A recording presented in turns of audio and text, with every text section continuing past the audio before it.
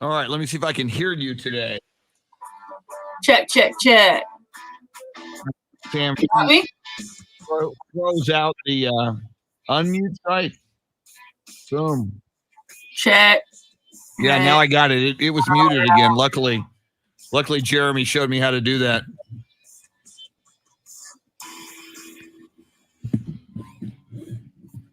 I can't block Patty Mills on St. Patty's Day.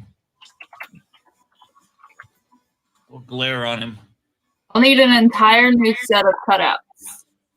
Well, God, I know. They're all going away. I mean, I've even got a Bryn Forbes. do we burn them? What do we do? I don't know. I mean, since I have no other cutout, there's a Bryn Forbes who's no longer with the Spurs. Do you put them in people's vehicles to use the carpooling? Maybe. We do have a Mike Taylor in green for St. Patrick's Day. Jason, this is the Austin FC Yeti. Nice. Wow, that's cool. Name jersey. Very the white nice. ones are really cool too. I just can only afford one at the moment. It's also like the only green-ish shirt I have, and I don't care. I don't care if people wear green or not. I just don't like being on the other end of, I have to pinch you or something stupid like that. I'm Irish enough already. You don't need to do anything. And also, the official color of St. Patrick's Day is blue, so the green is BS. Nobody knows it's blue, so even if that's true, it's fake news.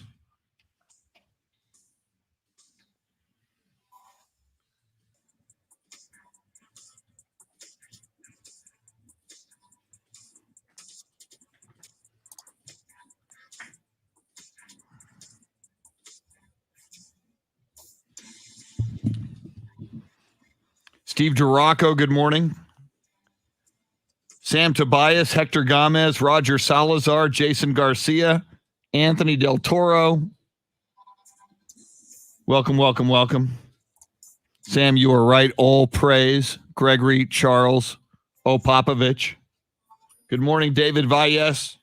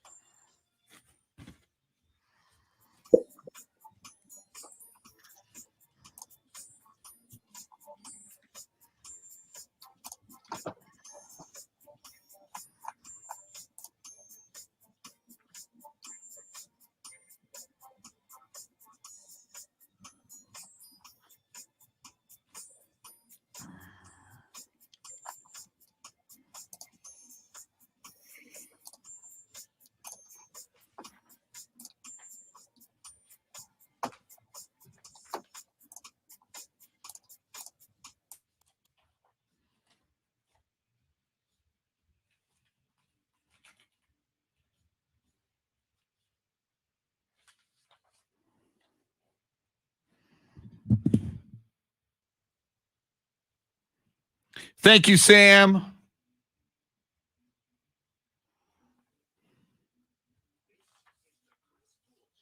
Spurs play the Chicago Bulls tonight in Chicago. Zach LaVine went off for 40 last night for Chicago, but it's a back-to-back for Chicago. That could benefit the Spurs.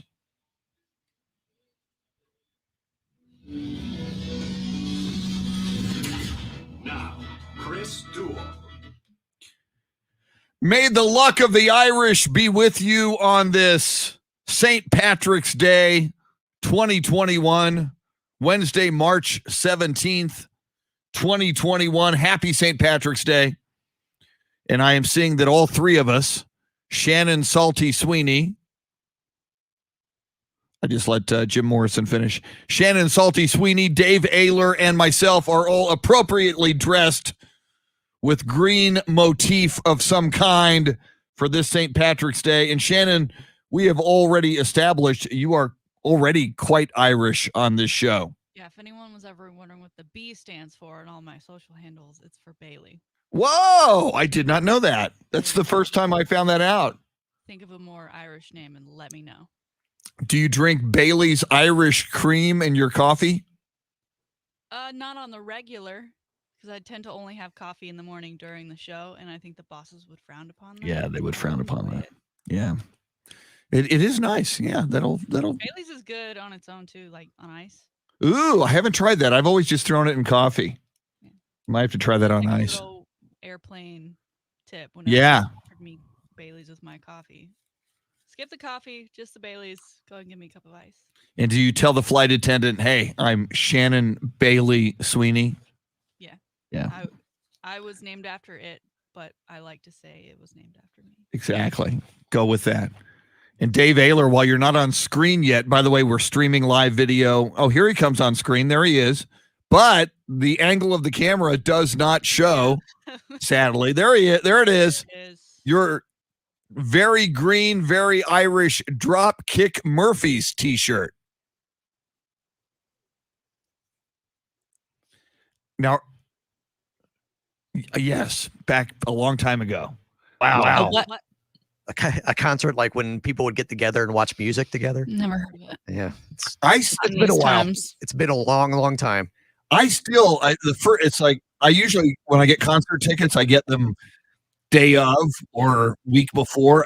For some reason last year, pre-March 11th, like in January, James Taylor and Jackson Brown were coming to the Toyota Center in May of 2021. Something like, no, 2020. It was May 17th, 2020. Then Corona happened, the pandemic happened. Jackson Brown even got the coronavirus. So they said, we will honor your tickets a year from when the concert was going to be. We'll just redo it at the Toyota Center in Houston on May 17th, 2021. I never did get this. I still haven't gotten the tickets. I haven't gotten a notice from them. So I have, and I paid for them. I have no idea what's going to happen with those tickets for that money. Because concerts keep getting pushed back to like 2022. Yeah. I don't know how they're going to handle I don't know. all of those. As someone who works in promotions who had given tickets away to a concert that was canceled because it was supposed to take place the day everything shut down. Ooh. That concert has since been rescheduled several times. I don't know if it'll actually take place or not. At this point, I'm kind of hoping not, because I don't want to deal with the listeners who are like, where are my tickets? I don't know. I'm not responsible. I did not do the COVID. Exactly. So You got the wrong girl. Shannon, how do you celebrate? I mean, you are Irish. The rest of us are fake Irish. Dave, are you Irish at all? Any Irish happening in your genealogy? None whatsoever. Yeah. That's all German. Yeah. Posers, both of you. I'm a poser. I'm a total poser. Usually it's March Madness at this point. That's right. We get lucky and it falls during the time of March Madness, so it's a lot easier to enjoy the holiday, as most people do, with some adult beverages. It's a Wednesday. I don't really know if I've got anything going on. I mean, I just wake up and it's St. Patrick's Day, right? So, Every day. good. 365. People are asking me about my football jersey. It's a football jersey. Football. Austin FC. Very nice. Coming 2021. When do they play? It's soon, right? It's soon, yeah. First game is actually in Los Angeles, which is kind of a bummer, but the schedule's out. It's exciting times. Stadium is beautiful. I drive by it all the time. It's amazing. You gotta keep us posted on when that first home game's going to be. Do we know yet what the deal's going to be as far as fans? No, they released a statement over the weekend about how they're still gauging everything, because they sold out. They sold all their season tickets. So they still are having to deal with, okay, if we let this many people in, which of those are our season ticket holders and how many of them do we let in? So it's a rough go. I feel bad that it might start being in a half empty stadium. Well, hopefully things just keep getting better. Hopefully people keep getting vaccinated, and we'll hopefully pull out of this thing very soon. Lots going on in the world of sports. The Red Rifle, Andy Dalton, has a new home. We'll get into that. LeBron James now a part owner of the Boston Red Sox, which is kind of interesting because he's apparently been a lifelong New York Yankees fan. Deshaun Watson, a bizarre tweet overnight. We're learning more about an ugly situation involving Deshaun Watson in Houston. What? Well, say what? No tap. No, You know it's serious when yes. there's a notes app. I know. Statement. I need to issue. I have yet to 280 characters. Yeah, I have yet to issue a statement on the Notes app. I'm gonna. I've done fake ones. They go over pretty well. We might have to start doing that. So we'll get into that. Tiger Woods at home. He released a statement yesterday. We'll talk a little Tiger. And you brought this up on the Salty Shakedown yesterday, Shannon, and we now have resolution.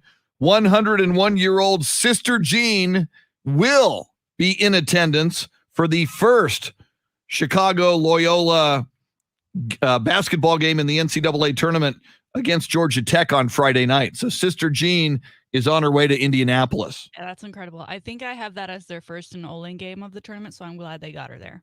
Yeah. And she's showing up. I mean, she's got her own entourage. She's got a nurse. She's got some security. She says she's going to be up in the stand. She's not going to make contact with the team. She said the parents can't even make contact with their kids, so why would I be special enough to make contact with them?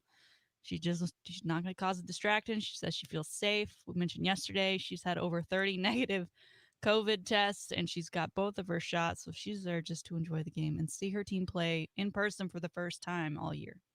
Very, very cool. She everybody fell in love with her last time we saw her in attendance at the NCAA tournament, so hopefully that's going to be fun for her.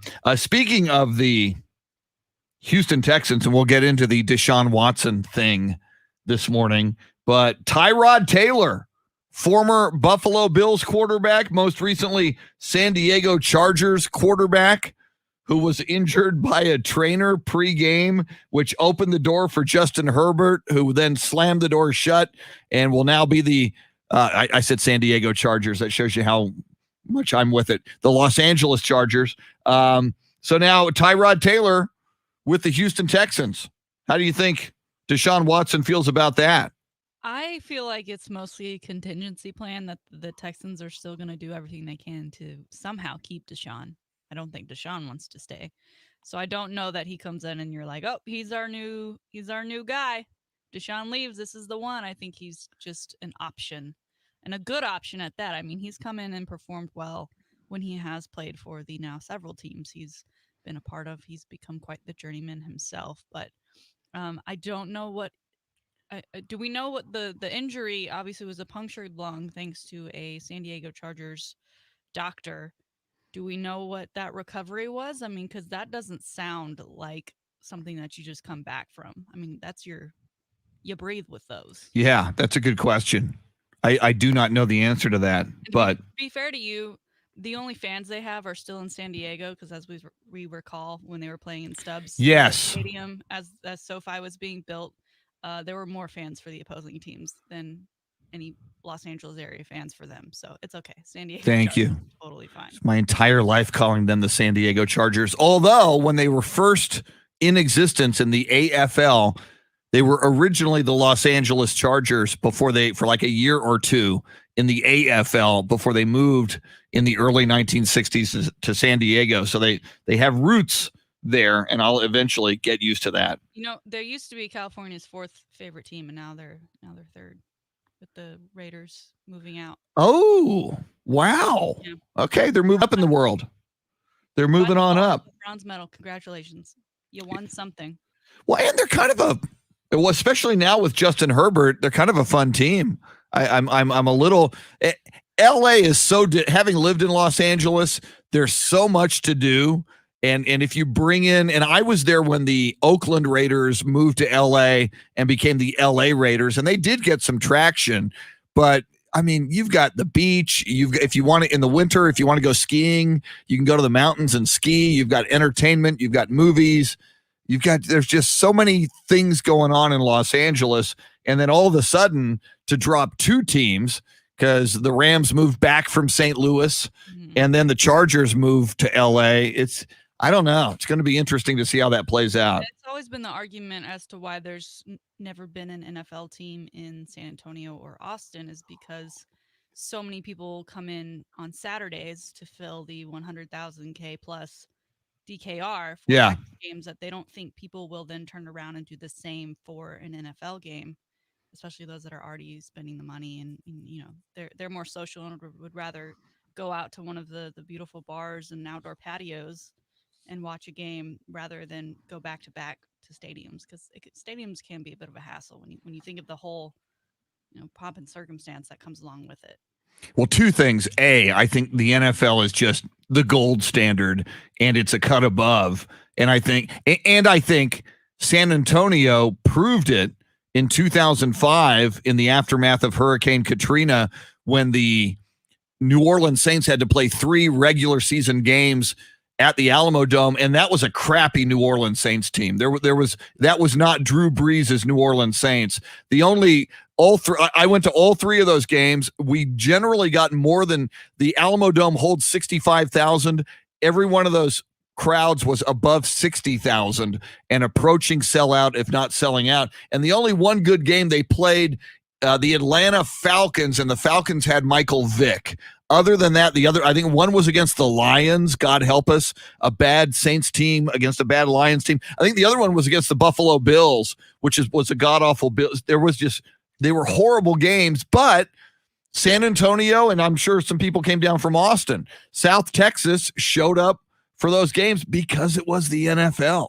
And I've always believed, and and a lot of conspiracy theorists, and maybe they're right, say Jerry Jones will never allow it because the San Antonio market in particular is the number 2 market for television and for Cowboys merchandise purchase. Mm-hmm. So Jerry doesn't want to lose San Antonio, and he doesn't want to lose Austin. Mm-hmm. So, but if you're a delusional Dallas Cowboys fan like we are, an NFL team rolls into your town, I don't see myself changing. Yeah. Because I've been loyal this long. I've been hurt for so long. Eventually things will change. That's a good point. But do right by me. The theory is we as Cowboys fans would have to die off. That little by little, a team in Austin or San Antonio or both, and I really believe there's a big businessman in San Antonio and works a lot in Austin, Graham Weston, who founded Rackspace, and he says the future is ASA. He says the future is the Austin, San Antonio market for tech, for business, and even for exactly. We're all over that. Kind of leading the forefront of the ASA. Yes, we are the ASA. But I think the way to do it is combine Austin and San Antonio and land an NFL team, and either 2 stadiums or a stadium in the middle. I think that'd be the way to do it. I like the idea. Yeah, let's get right on that. You know people. Yeah, let me text him. Right. Maybe they'll get back to me like Tom Brady's gotten back to me. Tom Brady did text you right back. His automated system texts me back saying Tom Brady will text you. Oh, you gotta like that. And who knows? Maybe he's perusing his texts sometime today. He goes, "Who's this woman in Austin who is salty? Maybe I'll get back with her." It could happen. I sure hope so. All right. Well, we will talk. I just asked him to be on our show. I wasn't like Tanner. I didn't call him out. Tanner said he wasn't in person. Tanner was spewing hatred. It's like, Tom, I hate your guts. On behalf of all your haters, we hate you because you're so successful, but congratulations, but we still hate you. It's like, wow, Tanner. Part of the problem. Really? Look in the mirror. Dave Ayler, do you hate Tom Brady? Because he's got all these rings and he's good looking and he's married to a supermodel and he just keeps on winning. I was kind of like you. At first I did because I was tired of winning and he had the hot wife and all that. But now I kind of respect him. I've always respected him, but now I wouldn't say I'm a fan. I'm not going to go out and run out and buy a Brady jersey or anything. Yeah. But, if he's on TV, I'll watch him. Oh, people are past the jerseys. He's got his own clothing line. He's got his own TB12 with now the TB12 7. Yeah, I'm not going to eat, and I'm not going to start eating the avocado ice cream or anything. There's a limit to mine. I mean, you got it, especially now. You said you respect him, Dave. Yeah. I mean, doing what he's doing now, was he 43 now, or he's going to be 43 this season?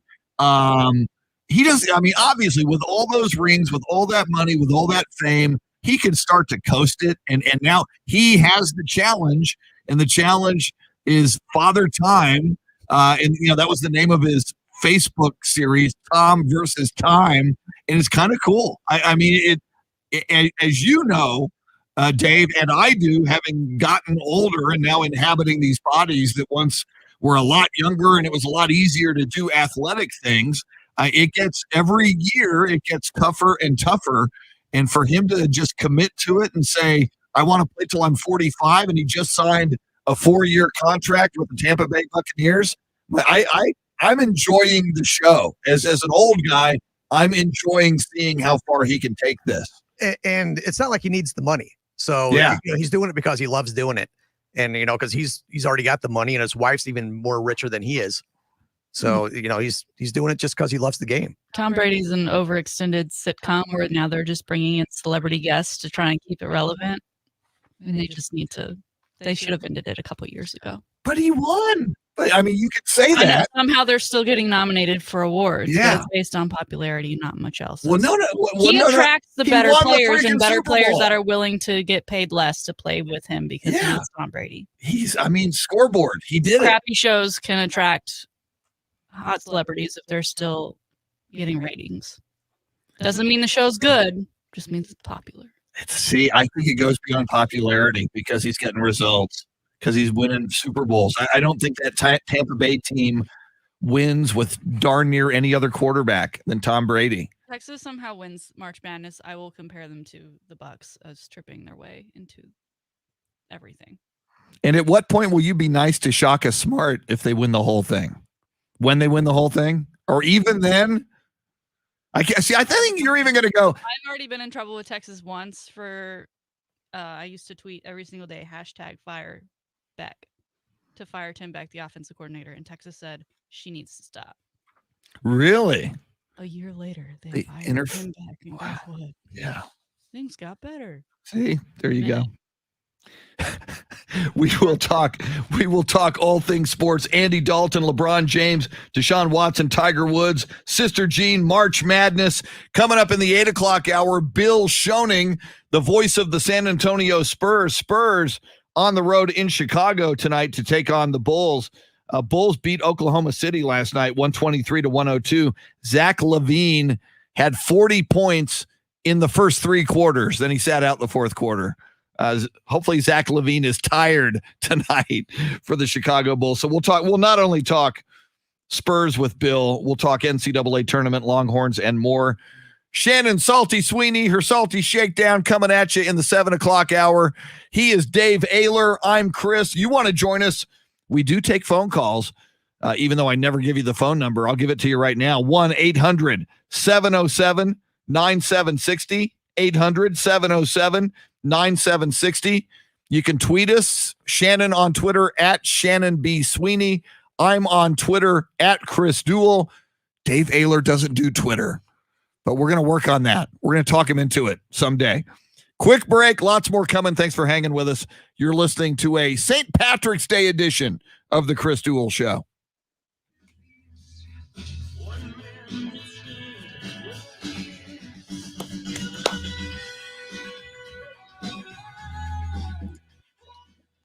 All right.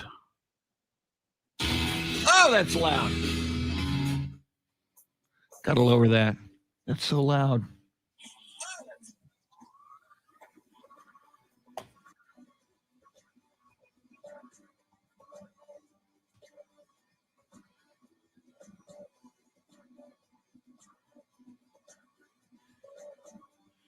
All right. I think I'm going to get more coffee just because I need to get the caffeine rocking.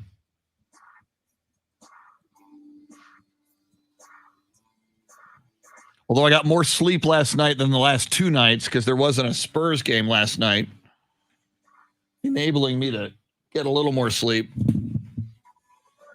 I'll be back. Yeah. Yes.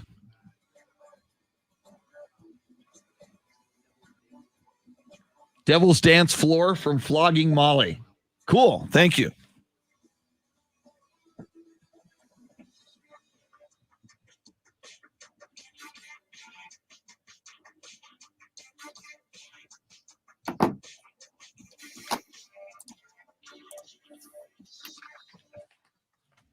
All right. Mask on. Be right back.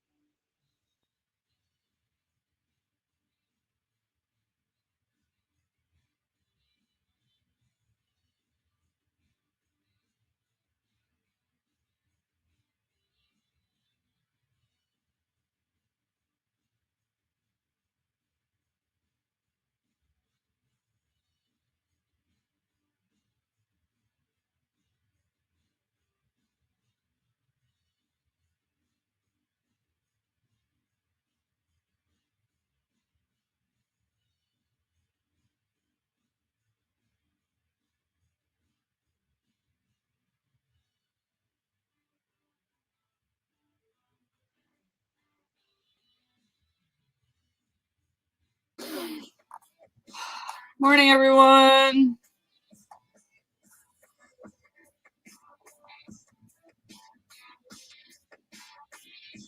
Jason, it was good. I got to pick his brain on a lot of things, radio. Got to know about his life because, like I said, I don't know him very well. Do believe we're doing something this morning. I've been enjoying his show. I watched it on my TV yesterday afternoon while working.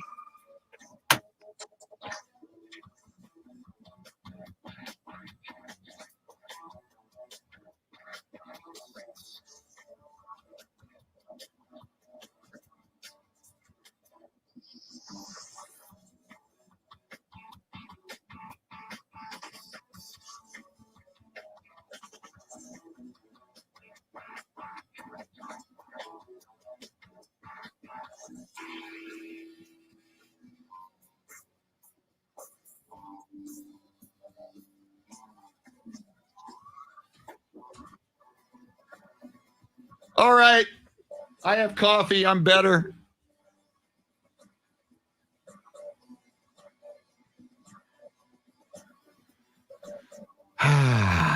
Let's see here.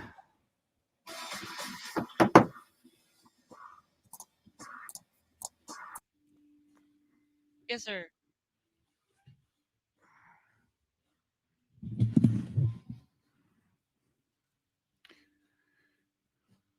Louisa, good morning. That to audition. Ernest. Either mute it or just throw a beep on it. Lucinda likes my hat. Thank you.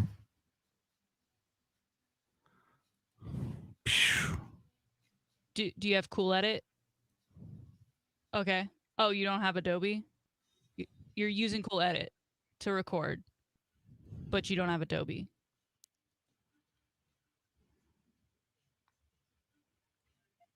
Okay, then. We'll need to work on that. Yeah. That's weird though. You should be able to have both. Well, I'll put a ticket in to get that up for y'all.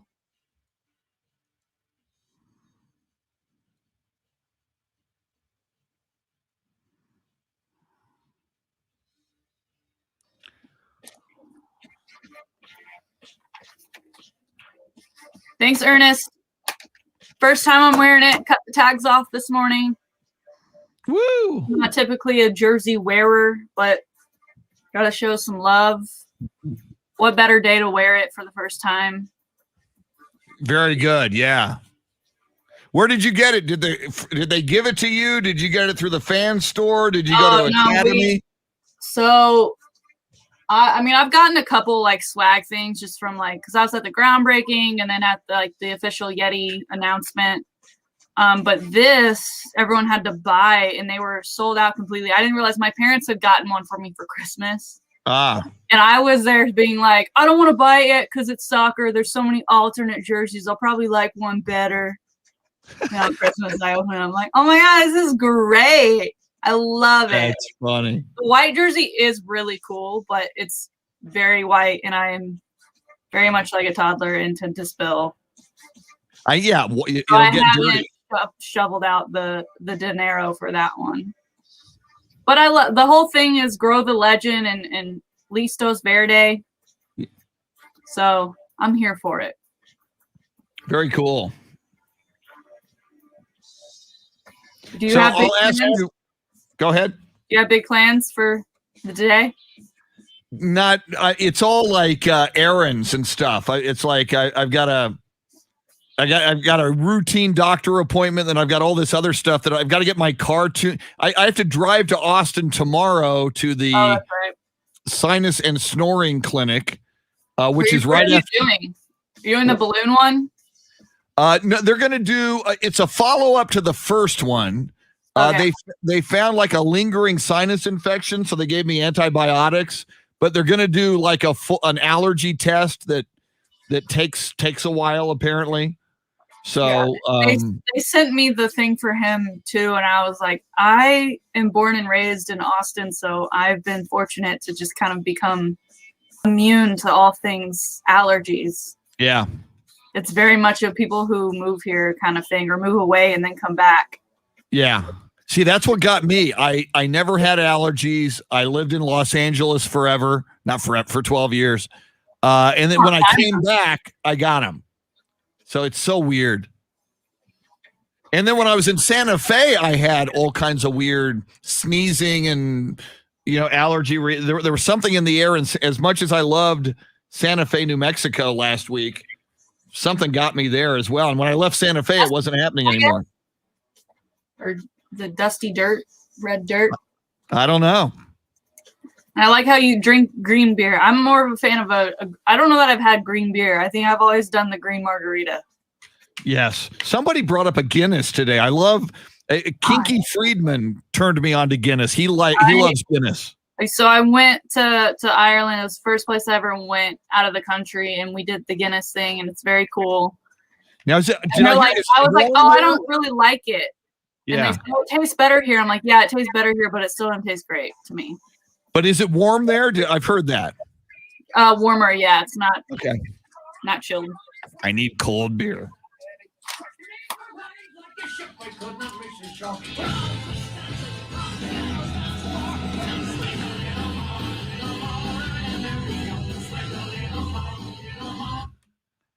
Dave Ayler, your soundscape stylist, paying homage to the Irish as he wears his Dropkick Murphys t-shirt and plays music from Flogging Molly. That would be Devil's Dance Floor. And Shannon, the only reason I know that is Dave told me. I'm not that hip when it comes to. Wow, you really are into the music scene. Yeah, now if it ain't Beatles, and if it's not 60s or 70s classic rock, it's probably out of my wheelhouse. What do we know, Dave, about Flogging Molly? Are you a big Flogging Molly fan? They're kind of like the Dropkick Murphys, kind of a Irish jig punk rock band. And who is Molly, and why did she deserve to be flogged? Being very bad, so they flogged her. Yeah. Okay. So you brought up, we were talking during the break, and if you were joining us on Facebook Live, you would be privy to our conversation during the break. We stream live video on Ticket 760 and AM 1300, the Zone's Facebook pages. There's links through the Twitter pages. There's a YouTube. There's all kinds of ways to access that. And not only is it the video of what we're doing during the show and during the breaks, but you are interacting with a lot of other people. I'm seeing Gordon Weedman, who is suggesting Thin Lizzy. We'll play some Thin Lizzy this morning. Gordon's a big rocker, and he owns a record store in San Antonio. Anthony Del Toro, Jason, Sam, Louisa, Wes. So a lot of people join us on Facebook Live, and you're interacting not only with us, but with them. So it's kind of a cool, eclectic group of people, not only from South and Central Texas, but we get some international people in there as well. But speaking of international, Shannon, as I was walking in today, and I've got a little sign on Facebook, says drink green beer, which, I support pretty much any kind of beer. It's one of my causes. But you brought up, or somebody brought up to me, and then I told you about it, Guinness. One way to celebrate St. Patrick's Day, that is a quintessential Irish beer, Guinness. Now, you have made the holy pilgrimage to Ireland. You have had a Guinness in a pub in Ireland. What was that experience like? Amazing. You mentioned the pilgrimage. I stood on the famous St. Patrick's Hill. Ooh. I'll post a picture of that a little later today in celebration of everything. And Guinness has an incredible backstory if you don't know it. I mean, the amount of jobs that it provided that community in Dublin was incredible. And it's one of the go-to places when you're visiting. I also suggest the Kilmon Jail, which is almost right next to it. So we did that back to back.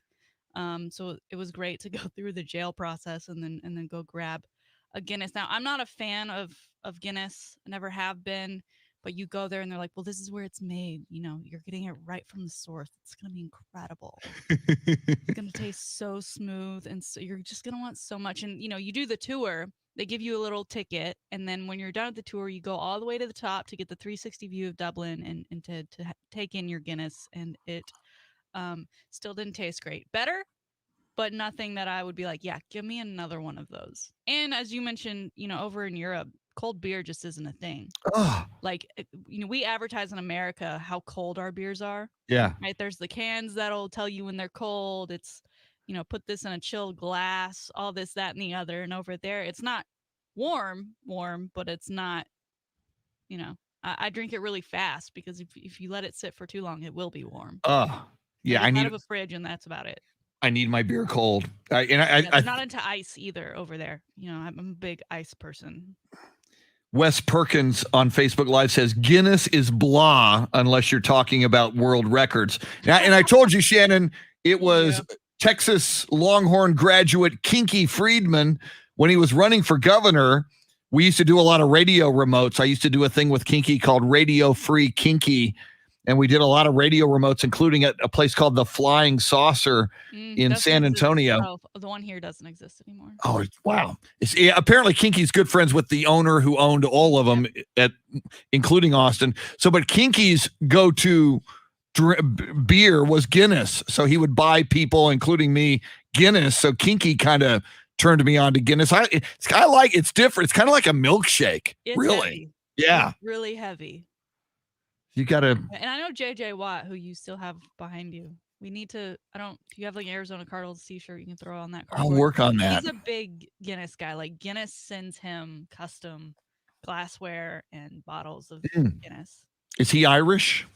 I don't know. I wonder if there's some Guinness. I wonder if there's an Irish connection there. Now, because you are of Irish heritage, when you went to Ireland and you were standing there and you were in Dublin and did you feel something special? Did you go, yeah, my people, this is the motherland. This is where it all began. Yeah, I mean, I'm a mutt. Let's get that out of the way. I'm a lot of things. I'm mostly Irish, but I am a mutt. And people, obviously, they saw the name. There was plenty of buildings with Sweeney on them. So we got along well. And Irish people, to me, they felt very Texan in that Texans are just very welcoming. They don't really care where you're from. They want you to have a good time while you're there. So I suggest to anyone, your first trek across the pond, Ireland is a great place to go. Because I've also been to like France, and there's the whole French people and that's true. Some of them aren't that great. They look down on you as an American, or they think you're silly because you don't know the French language. I try. Unsuccessful, but Ireland's great. They do drive on the other side of the road. Ooh, that's one thing. Don't try and rent a car. Just Uber. Get a ride. Great walking. Highly recommend. Very, very cool. Now, I am very delinquent, Shannon, in filling out my bracket. I'm going to do it tonight. I was going to tell you. I know, I suck. During the break, you have a homework assignment because I do need your bracket. I know, I was going to do it. So I'm going to do it later today. But the latest I will do it. The latest I will do it. The dog ate my homework. The latest I will do it is during the Spurs game tonight. I'll get on the. But is it easy to do? Me and Raven that you've done it, so we can get you in I have to email you and Raven. Yes, because she has access to the ticket website that I do not. So, head over to AM 1300 The Zone and Ticket 760. You can enter on both. Perfect bracket is eligible to win $1 million. So and that's not a joke. Forget that Stimmy. Yeah. I mean, Stimmy's great, but $1 million is a little bit more money. And enter and play along. You'll be able to see myself, Mike Taylor, and Chris's bracket when he gets his done today. Compare how you're doing against us. Now, do you care to reveal, or did you? Yeah, you picked Creighton, didn't you? Oh my God, Baylor. You picked Creighton Baylor in the final somehow. Baylor versus Creighton in the national championship game. Yeah, I don't put too much. I put effort in, but not, I was talking to one of my friends. He's like, I'm going to be working on this for 3 days. I'm like, I worked on it for maybe 3 hours, because you don't want to overthink, because that's right. There's the madness involved, and you can't predict that. That's part of the fun. So, you pick a couple of upsets, and along the way, a lot of times I do get to my Final Four and I go, how in the hell did this happen? Now some people go backwards. You go. I tend to go forward like you do, and you arrive at a Final Four, which I think makes more sense because you've got to have a sense of the competition and things are different. But some people say, all right, the Final Four will be Gonzaga, Creighton, Illinois, Alabama, whatever, and then they work backwards. I don't think that's the way to do it, but a lot of people do it that way. I feel like somehow I'd mess everything up. Like I'd get to the round of 32 where you make, your first picks, and I'd be like, well, these two teams aren't even eligible to play each other. How did I get here? And then I have to start all over again, because it is tedious to fill out a bracket, which I think is why a lot of people just kind of opt not to, because there are so many teams. Yeah. And it's why I only do one, part of the reason.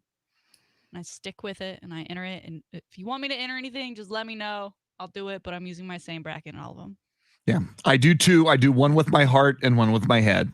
And they're both by the end of the first day, which is usually a Thursday. It's going to be a Friday, as we've discussed this week, not counting the first four, which is the Thursday. Yeah. I mean, it's by like 1 p.m. on the first full day.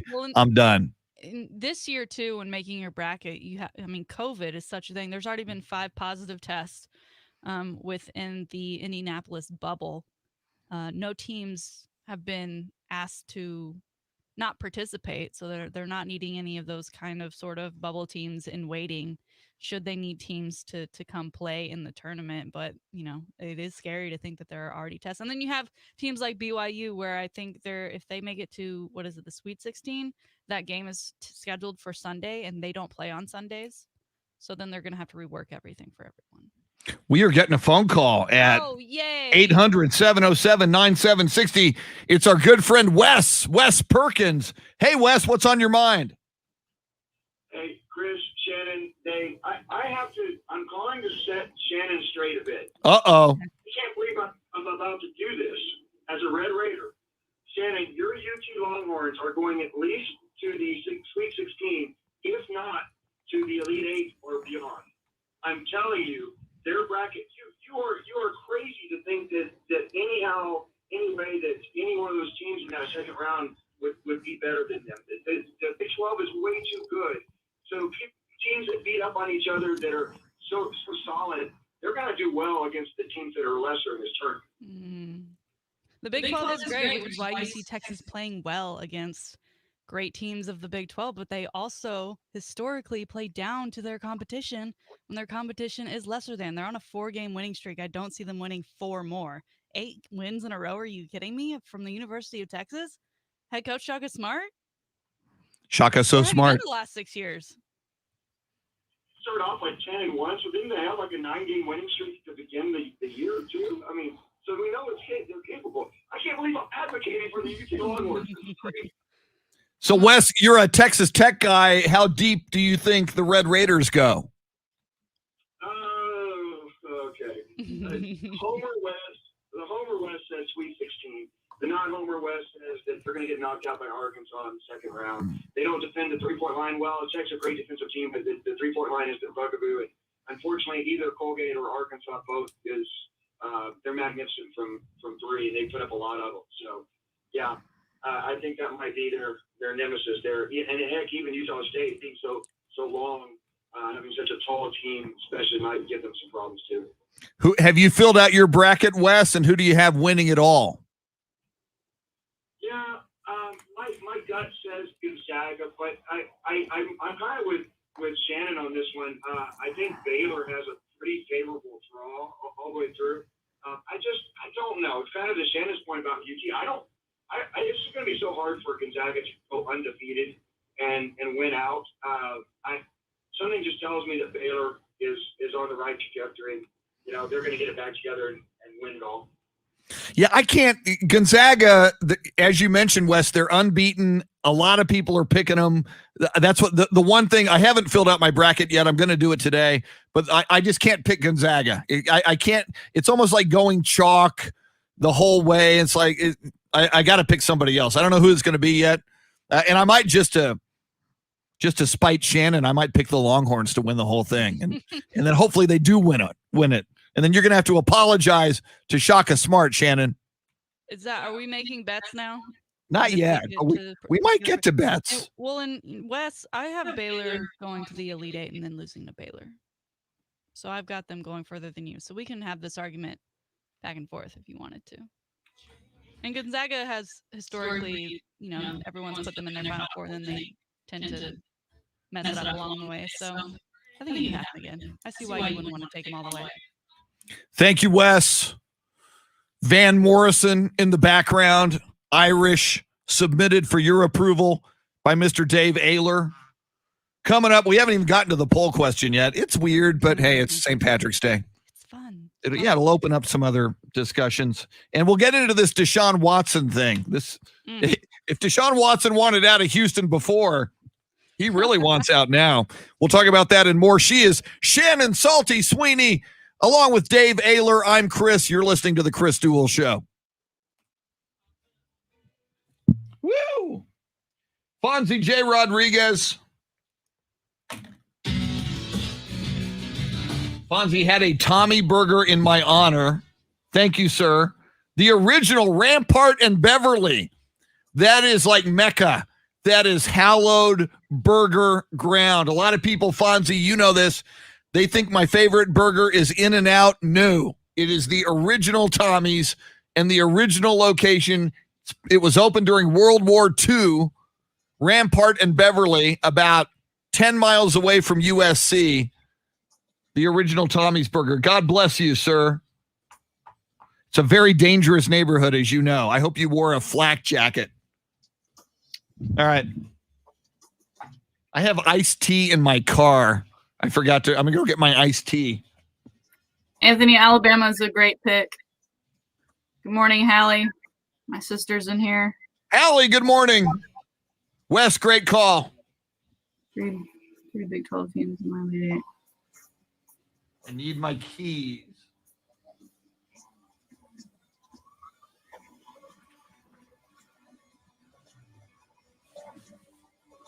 Wow, Wes, you have 3 Big 12 teams?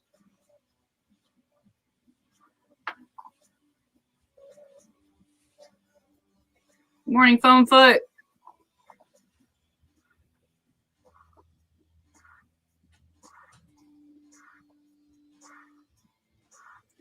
Yeah, Leo, I'd love to go back to Ireland and explore more. We did do a little bit of the countryside outside of Dublin. I really wanted to do like the Game of Thrones thing. Go to all those places.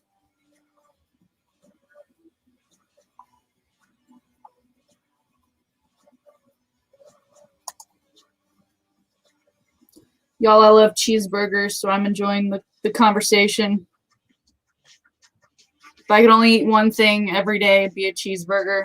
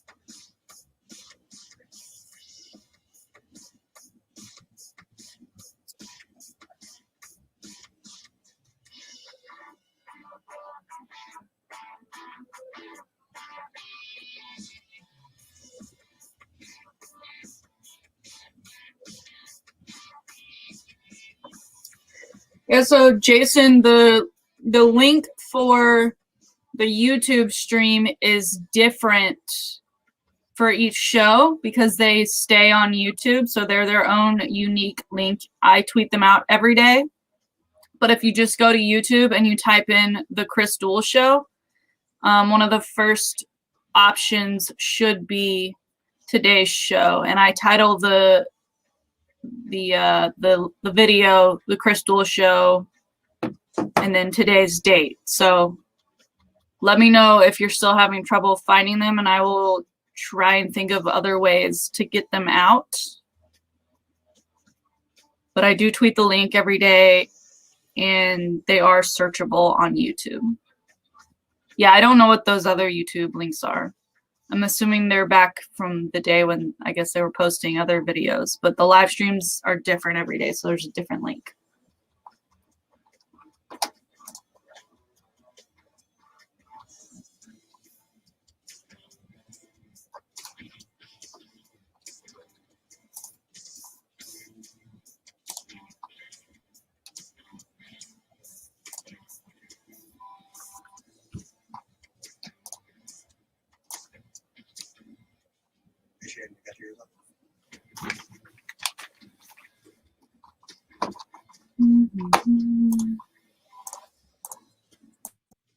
Yes, sir.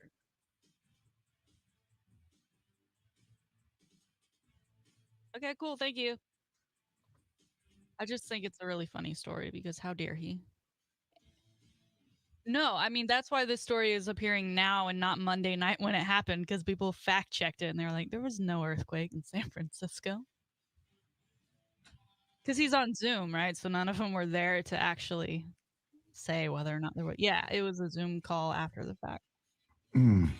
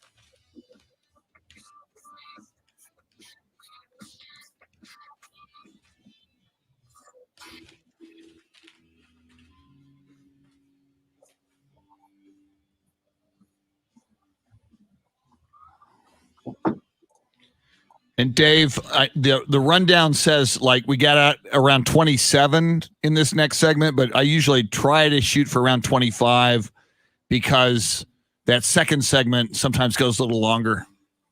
Gives us more time in that second segment. Okay, cool. Thanks.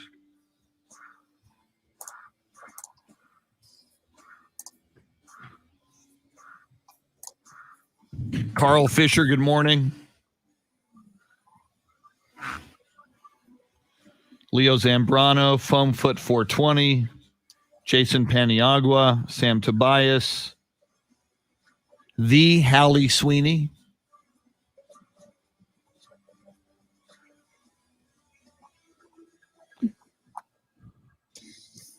Let's see.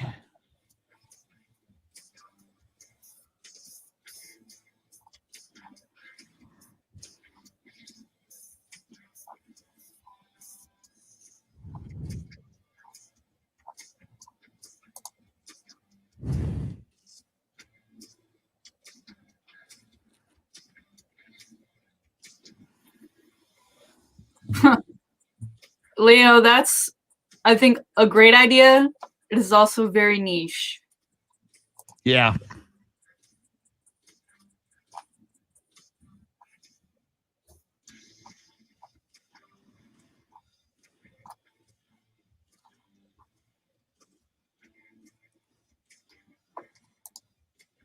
Yeah, Leo, it's all about how you present them. Because I think too many numbers and stats become mind-numbing. But if you can find a way to make them compelling and entertaining, you know, it's like when Dan Patrick does stat of the day, you know, it's tight, it's a stat, it's interesting, it's something you didn't know. So yeah, the key is, and that's why, you know, most sports talk shows, if you think of who your favorites are nationally or even locally, using Mike Taylor for an example. I mean, those that are really successful are not rattling off a lot of statistics at you. However, analytics are huge, and if you could find a way to make it interesting, fun, compelling, addictive, that'd be cool.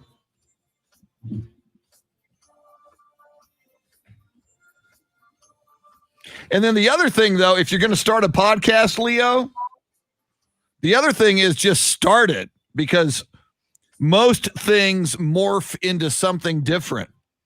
And if you keep waiting for like the perfect idea, you may never get it. Whereas your podcast that might start as one thing might morph into something really, really good in month 3 or in month 7 that you might not have realized this is how it should be done. So, with anything creative, Seth Godin, one of his big terms is ship it. Just create something and ship it, and then move on to the next thing, or refine the thing you just shipped.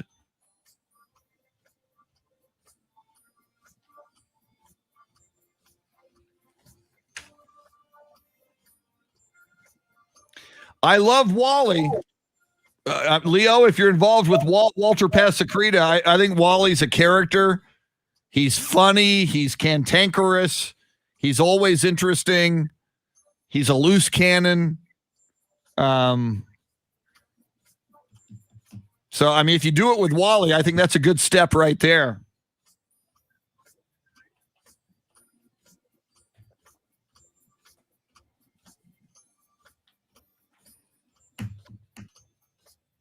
So, Shannon, I'm thinking we'll do poll question here, which we haven't gotten to in the first hour, and then a little Deshaun Watson talk, and then see where that takes us, unless you have any other ideas.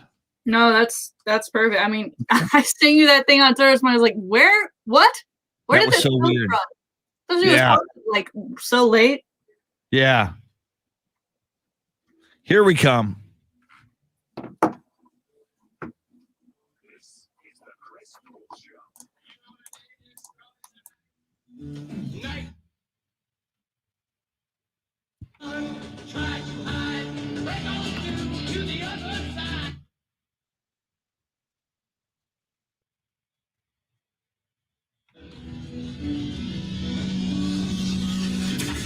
Now, Chris Duel. It is St. Patrick's Day.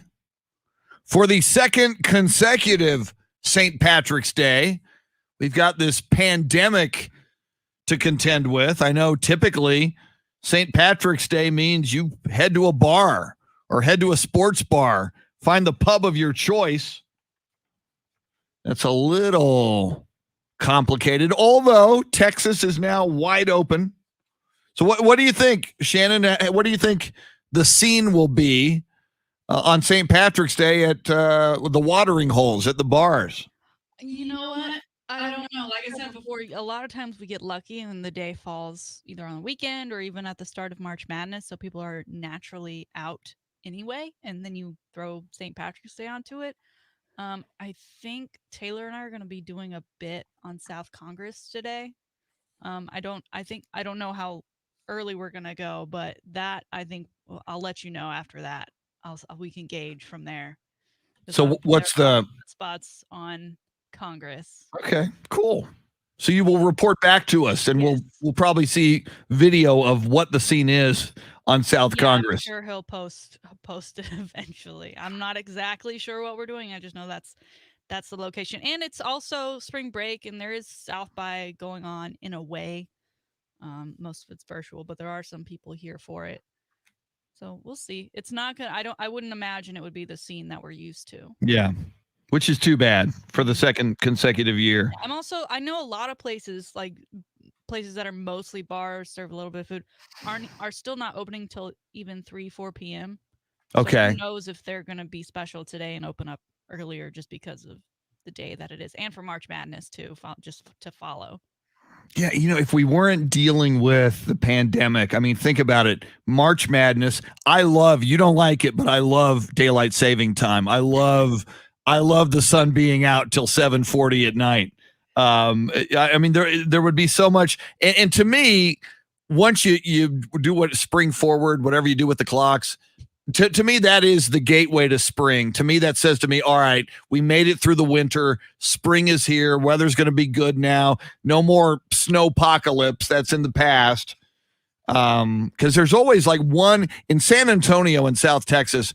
Usually you get one blast in February. I mean, we obviously got a horrible one Giant. a couple weeks ago. But typically, once you set the clocks forward and do daylight saving, it's like, all right, we're good, fine. And in San Antonio, then you say, all right, we're a month away from Fiesta, and then it's all gravy. Yeah, I think I would have thought, I do like that reasoning. It's just, again, like I go to bed so early that it's hard to be like, it's 5 o'clock, I've already eaten and the sun is nowhere near setting. But the fall, to me, with the things getting darker earlier and settling in for a football game, I just like that much better. Yeah, that's true. I can But see in it. the summers, I do appreciate the later hours being brighter when I have the luxury of staying up that late. I mean, if we didn't have football in the fall, I'd be very depressed. I mean, when it gets dark at 5:35 p.m., God. But if there's a great football game on. And I do like what you said about walks yesterday, because I do enjoy going on walks after dinner with my dog. But, there you go. It's not always the safest for someone like me to be walking out late alone. So it does help when it's brighter outside. Yeah, daylight seems to make more sense. Yeah, the creeps don't come out. Are there a lot of creeps? A lot of creeps in Austin? Oh, there can be. I guess there's creeps everywhere, I would imagine. Mm-hmm. So, yeah, you had that horrible story, and again, we're going to get back into sports in a moment. We'll get into the poll question. We'll get into Deshaun Watson. But as you talked about, a woman walking her dog or a woman walking alone and creeps being out there, you had that horrible story in, I think, out of London, where a woman was just, walking home and she disappeared a few weeks ago, and she was, later found dead. And the perpetrator, the killer, was a London police officer of all people. So, I mean, there's this, there's this huge outcry, obviously, in London, and it's really kind of spread around the world. And it's just another moment for us to realize that, especially women being targeted like this, is just god awful. So then you had a horrible crime that I guess happened in Atlanta overnight. A 21-year-old gunned down like at 3 different locations. 2 of them were like massage places, which is interesting because a massage parlor seems to be part of the Deshaun Watson story, but this is completely different in Atlanta. I think there's at least something like 8 people dead, and it looks like it could have been a hate crime. I think 6 of them were of Asian heritage. So just some awful things going on in the news. Places where you think you're safe, either walking home or in Atlanta yesterday, you're at your place of business, and some heavily armed, angry, deranged 21-year-old shows up and starts killing people. I used to do my first radio gig. I was a on-site radio engineer, and there was one football season where every Monday night we were doing live shows from 6th Street, and I refused to do those by myself because I knew when those shows ended, it's 6th Street, so the van is parked not right out front, so I have to walk back to the van. I have to do it multiple times with gear, and it's dark, and it's 6th Street, and luckily I never had to do it by myself. And in the cases when someone would come up to me, I had a friend who could easily make that go away, make the situation go away. Again, very non-confrontational. Amen. No, and you made the right call. That was smart. And I would hope, and normally in situations like that, if a woman has to go walking any distance outside alone at night, if there's either a man or woman around to escort someone, that should be done. And don't be afraid to say, hey, can you come walk with me? Use the buddy system. Yeah, because I mean, just statistically, if there's more than one person, whether that partner, that escort is male or female, if there's more than one person, the odds go down dramatically that a creep is going to try something. So. And now we're hearing from a lawyer in Houston that he's claiming Deshaun is a creep. Nice segue. Very good. Yes. Houston attorney Tony Busby, who also apparently ran for mayor in 2019. Did he? Not Okay. win. Yeah, I don't think you can have a Mayor Busby. Getter, you think? Say again? Attention getter? Could be. Tony Busby said in an Instagram post Tuesday night that he has filed a lawsuit against Deshaun Watson, the Texans quarterback. And now what we're hearing from other sources is supposedly a woman in here we go again, massage parlor, reminding us of the New England Patriots owner Robert Kraft, who notoriously had a massage parlor incident, apparently alleging that Deshaun Watson went too far in a massage situation. In part of his statement, maybe we'll read the whole thing, but the key to it, Deshaun Watson put out that statement overnight, said, "I have never treated any woman with anything other than the utmost respect." He is certainly denying this, saying it is absolutely false. Not a good time for Deshaun Watson. He does not like the Houston Texans, doesn't like the way he's being treated, and now this pretty god awful at this moment. The massage stories were like, Kraft is not a player, right? And I guess the old little jingle we used to sing in elementary school, "Boys go to Jupiter to get more stupider," that in that case was very much real. But in Deshaun Watson's case, it said was it specifically a parlor? Because he is a professional athlete who has masseuses at his beck and call. True. For rehabbing reasons, and just typically they get massages all the time, whether it's full body or a specific part on their body that needs extra attention because of cramping, what have you. So I can't imagine that he would go somewhere else when he already gets the service for free. Yeah. And with people who know and understand his body better than anybody else would to fix whatever issues he's having. And then, we've seen all these stories about Deshaun. It does make it harder to believe. I don't want to come off as, saying that a victim is wrong or, without having all of the evidence, but it's just the timing of it's really strange. Like I said, this guy in particular is a well-known lawyer with a well-known law firm in Houston. He ran for mayor of Houston in 2019, didn't get it. He posts this on Instagram. It all feels very attention-grabbing to me. Yeah. And yet, though, and you make a great point, just because of that, these are such delicate situations, you can't automatically say this is probably bogus, because what if it's not? I mean, I'll never forget, America used to love, and I mean, you only know him as a bad guy, Shannon, but America used to love O.J. Simpson. We loved him.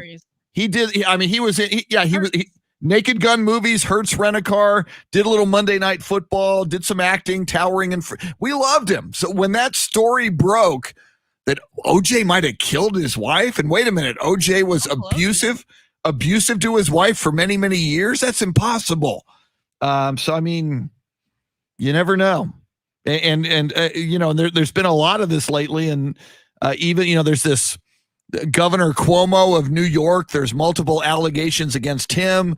There were even in the campaign allegations against Joe Biden. And I heard President Joe Biden say yesterday, and it's true, every allegation you must accord that woman, if the allegation's being made by a woman, with the ultimate respect, and you've got to investigate it. Yeah. You've got to take it seriously. So I don't want to just cast her off. Especially because, things get misconstrued and we don't know what their situation was. Maybe there was lack of communication. I don't know. Yeah. But it is weird that when it's a lawyer, a well-known lawyer, posting something on Instagram rather than it just being the female and the lawyer dealing with it behind closed doors. How many people go through these things and then post about it on their social media pages? Yeah. Yeah. But then you've got to wonder, if it did happen to this woman and she's looking for a lawyer, who do you go to? Do you maybe go, oh, this guy's a high profile guy, maybe I'll go to, I don't know. So weird situation. I just feel I just feel bad that the Houston Texans are just devolving, and it's such a, JJ Watt is gone. Deshaun Watson wants out. You got this guy, Jack Easterby. And this even makes, I even had this thought, and again, this is just wild speculation on my part. You even have to, the things we're hearing about this Jack Easterby guy who likes to come off as this very holy former chaplain of the New England Patriots. He wants to be the Sister Jean of the Texans. He wants to be the Sister Jean of the Texans. And yet, apparently we're hearing things that behind the scenes, he's very Machiavellian, and he might just be kind of like a backstabber, and you're either on his team or you're not on his team, meaning you either do what he wants to be done or he will blow you out or undermine you. You got to wonder if even something like this could have been orchestrated. Deshaun wants out of Houston. It's like, oh yeah, you're going to cross me, I'll show you. You got to wonder if something like this could have been orchestrated by somebody else. Yeah, to slime him a little bit. That kind of evil in you.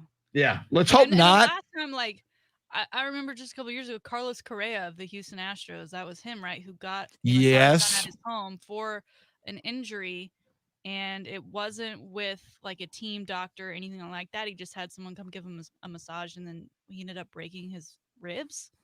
Yeah. So you think from that, the Houston area would learn. Let's stick to team doctors in these sorts of instances.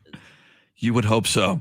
You would hope so. We haven't gotten to our poll question yet, Shannon. It is St. Patrick's Day. It's only 7:20. We've only been on the air for an hour and 20 minutes, but it's okay. St. Patrick's Day lasts the whole day. Exactly. Just like question. So you have plenty of time to vote over at Ticket 760 and AM 1300 on Twitter, asking who is the greatest Patrick in sports. The options we have for you today: Patrick Ewing, who of course has been in the news lately. Yes, he has. Patrick Mahomes, we know him. And Patty Mills, Spurs fans know him very well. And other, because there are, you could say Ryan Fitzpatrick may count as a Patrick for you. Danica Patrick. Ooh. Patrick Reed, if you're a big fan of his or just a big hater of his. But he is a Masters champion. So fair play for that one. Danica Patrick. That's a great one. So, yeah. So when you posted this, I'm like, I couldn't think of other Patricks. So I had to go do some research. And the first one that popped up was an article from 2016. So Patrick Mahomes isn't even relative at that point, right? So he's not even on that list. And Danica Patrick, number 2, and Patrick Ewing, number 1 on that list. But go ahead, head over to Twitter and vote right now. Patty Mills leading the way. Wow. 35%. Patrick Mahomes follows behind with 30. Patrick Ewing, 22.5. And others got 12. Let's see. We do have Patrick Reed, Sir Patrick Stewart, and that's an actor. We're looking for athletes. Yeah, someone said Dan Patrick. I mean, he is in sports, and we did say greatest Patrick in sports. So yeah, so you could technically, but this is like the SAT, right? I mean, they're all the answers are right, but there is a correct answer of all of the right answers, and one that's more correct. I lean Patrick Mahomes, but at this point, and if not now, maybe when it's all said and done. However, Dave Ayler, your colleague Charlie Parker, who works down the hall at 1200 WOAI doing the morning news in San Antonio, he brought up one that blew me away. It's like, wow, I didn't think of him at all, and that's a pretty darn big time Patrick. How about this one? Pat Tillman. Wow. Pat Tillman, my goodness. I would have never thought of that one. I didn't think of Pat Tillman. I was thinking Mahomes too. Yeah. And he also brought up Pat Summerall for you longtime NFL football, not only in the booth, but Pat Summerall did have a big time NFL career as well. And he's a Texan, lived in, I think passed away in the Dallas area. So, and if you open it up to old Pats, yeah. If you go Patrick, Pat, Patty, and oh, by the way, I looked up Patty Mills' full name to see if, Patrick Sammy Mills is Patty Mills. But if you go all Pats, because you said Danica Patrick, Pat Summitt, one of the greatest basketball coaches. I know that's not Patrick, but it's Pat Summitt. I'm just saying. She's kind of.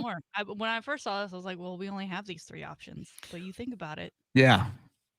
Lots of names to go off of. So again, head over to Ticket 760 and AM 1300 the Zone Twitter. Vote. Let us know. Send us your other Patricks that we may have left off or completely forgotten about on St. Patrick's Day. And if we opened it up to actors, and we're not, because somebody said Patrick Stewart. But if we did, I would just say Patrick Swayze, the late great Patrick Swayze. God love him. Ghost, is that the movie?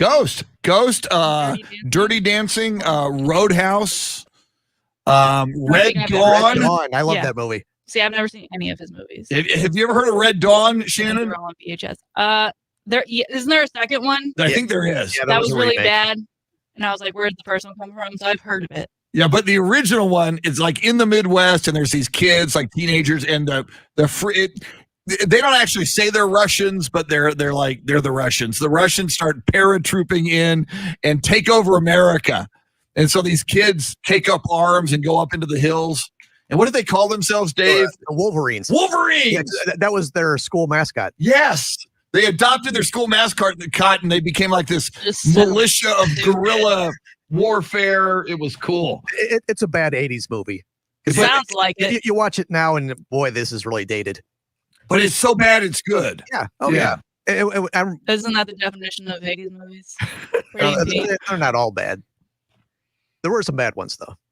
Yeah, I saw Red Dawn in the theater. That was like the first movie that was ever rated PG-13. Is that right? I think so. I did not know that. You guys are dating yourself. I know. We're real old. Get off my lawn.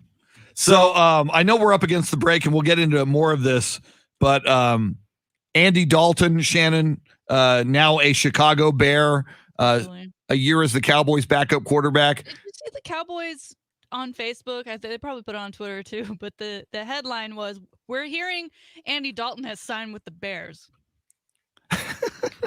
Yeah, what are you? So did you think Cowboys Nation was hoping we get him back? What are you trying to say? I didn't read the article. That was enough for me to be like, this is ridiculous. Would go back to talking about Dak Prescott. So they didn't tweet. They didn't tweet, "Thank you, Red Rifle, for your 1 year of service." Yeah. Filling in for Dak. For being just a step above DiNucci. We appreciate it. You got us nowhere. You were a little better than DiNucci. That's too bad, because I had high hopes. He was undefeated 1 year at TCU. Local guy. You never want to see Dak go down with an injury, but I thought, man, all right, this is the Red Rifle's chance. Come on, Red Rifle. We'll be fine. We still have a chance here. Yeah. No chance at all. No. Could have just kept Cooper Rush. Would have done the same. All right. Coming up, Shannon's Salty Shakedown, along with sports birthdays, this day in sports history, and more. Coming up just after 8 o'clock at the top of the hour, the voice of the San Antonio Spurs, Bill Schoening. Spurs in action tonight in Chicago. We'll also talk to Bill about the tournament. Does he fill out a bracket? We'll ask all these questions of Bill Schoening. Who's his favorite sports Patrick? We'll find he'll say Patty Mills. He's voice of the Spurs. Yeah, we will have to say anybody not named Patty Mills. Yeah, you can't pick a Spur. Can't pick a Spur. There you go. That's all coming your way. The man wearing the Dropkick Murphys t-shirt, Dave Ayler, is your soundscape stylist. I'm Chris. We are with you till 9. Thanks for hanging out. You're listening to the Chris Duel Show.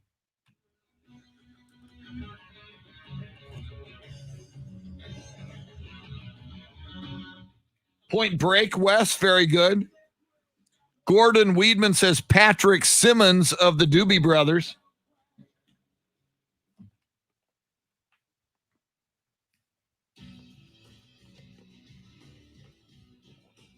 Neil Patrick Harris.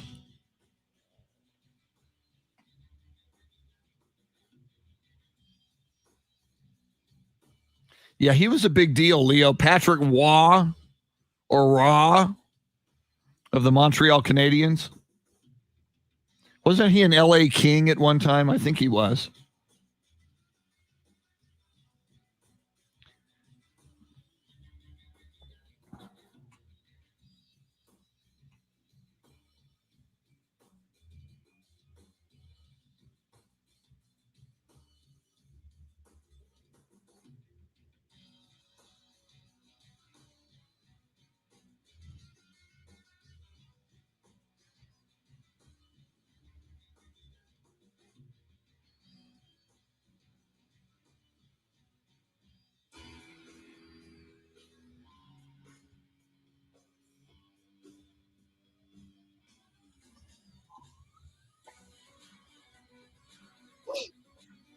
Chris, I just sent you that. Oh, okay. Thank you. I picked Mike Taylor's brain a lot yesterday, and didn't know if this was something you've maybe thought about, or if we should give it a shot, or what your thinking was. Okay, I'll take a look at this. It's coming up.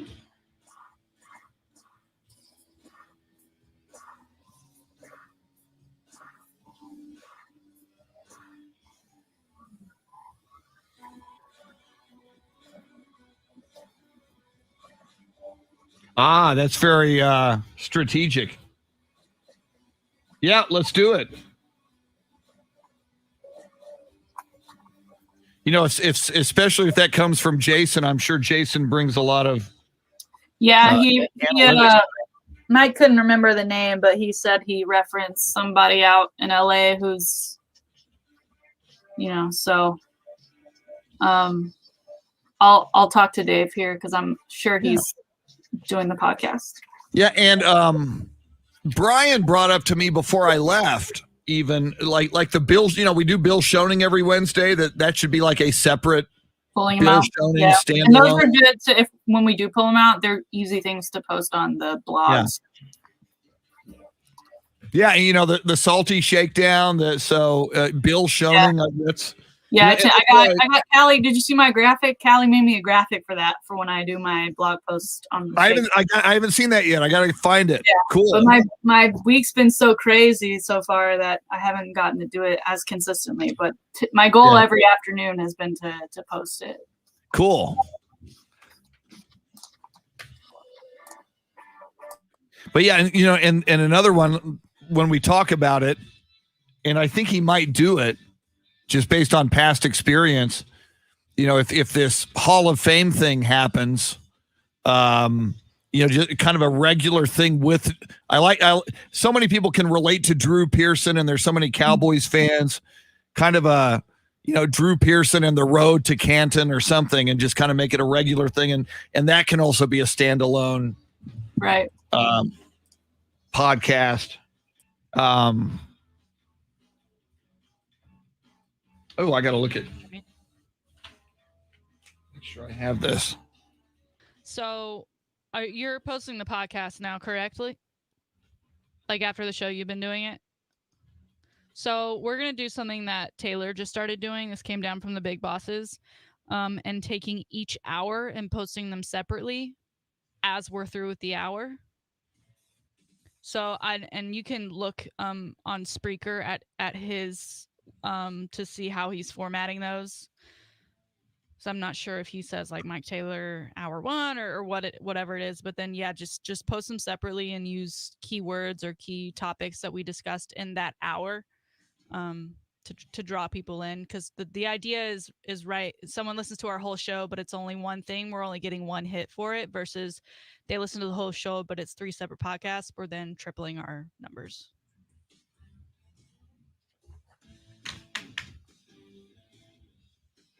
Okay. Thank you, Santos. Yeah, start that, and we'll see how it goes here for the next couple weeks.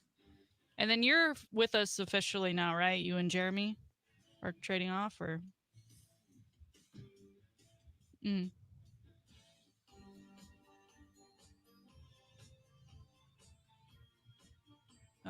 I'm not familiar with him, but that sounds good. I'm a big fan of consistency.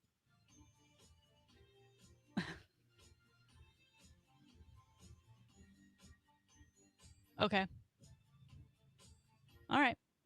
Thank you.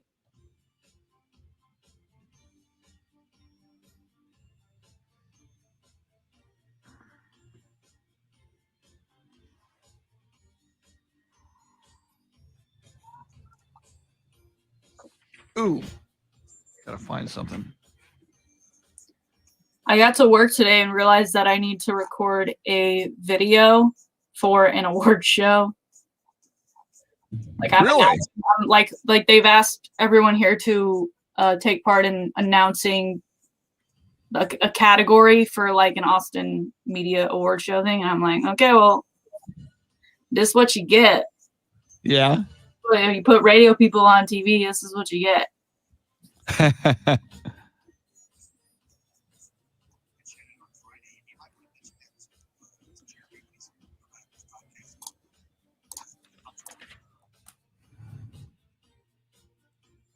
Yeah, I'll remind him.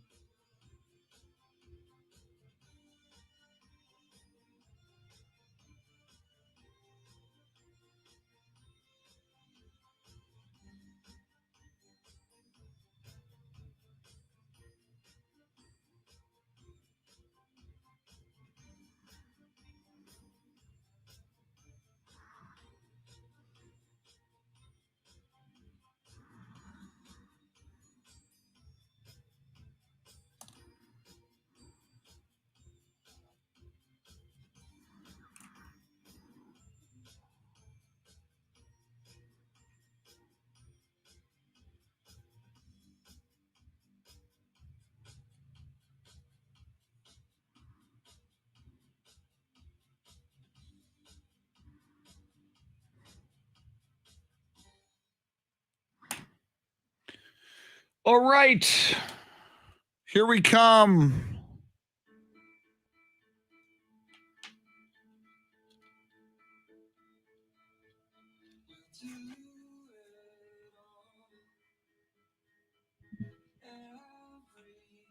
Beth Settle, good morning.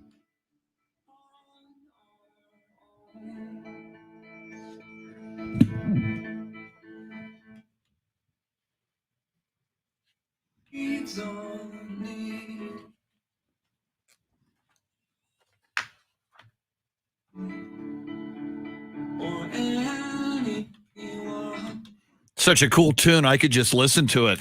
Just Grey's Anatomy right here. Yeah? I use this. I haven't watched that show in forever, but in the years I did watch it, was almost every other week they used this song throughout their montage. Are people dying? Will they make it?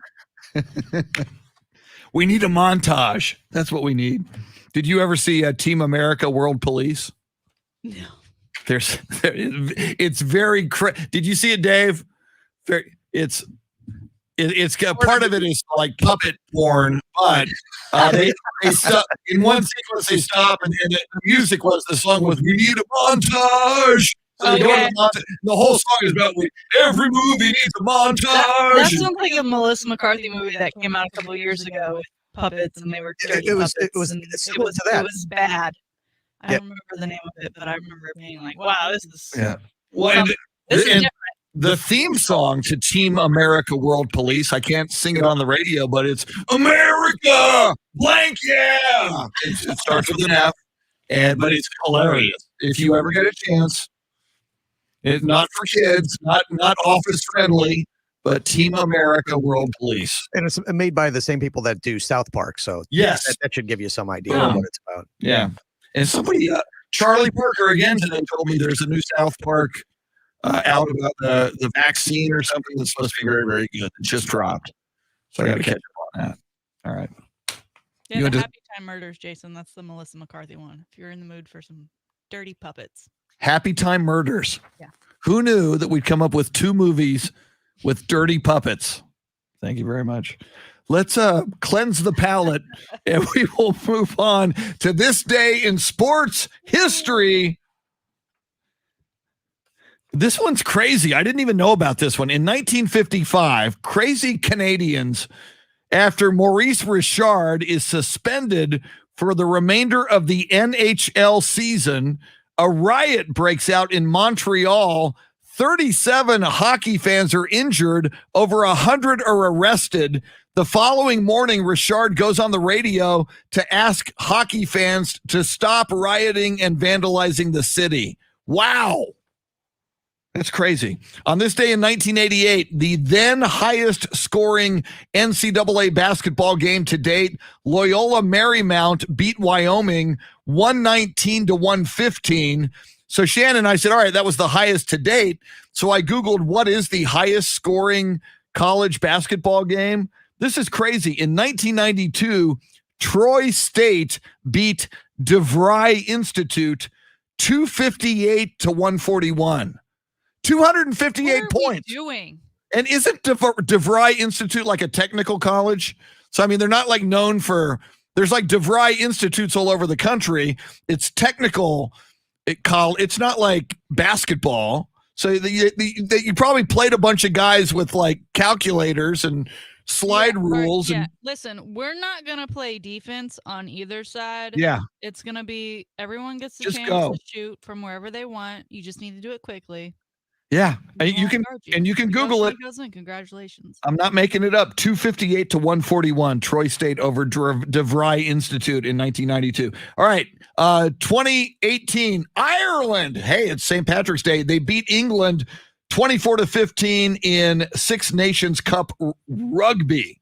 That's cool. Ireland wins on St. Patrick's Day. And finally, with an Irish connection, this day in 2019, the PGA Players Championship, TPC at Sawgrass, Rory McIlroy of Northern Ireland wins the biggest check in golf to date, $2.25 million, a one-stroke victory over Jim Furyk. So there's that. That's this day in sports history. How about some sports birthdays? This day in 1902, Bobby Jones Jr., prolific American golfer, would become a course designer, won 13 majors, won a Grand Slam in 1930. Born on this day in Atlanta, Georgia. He died in 1971.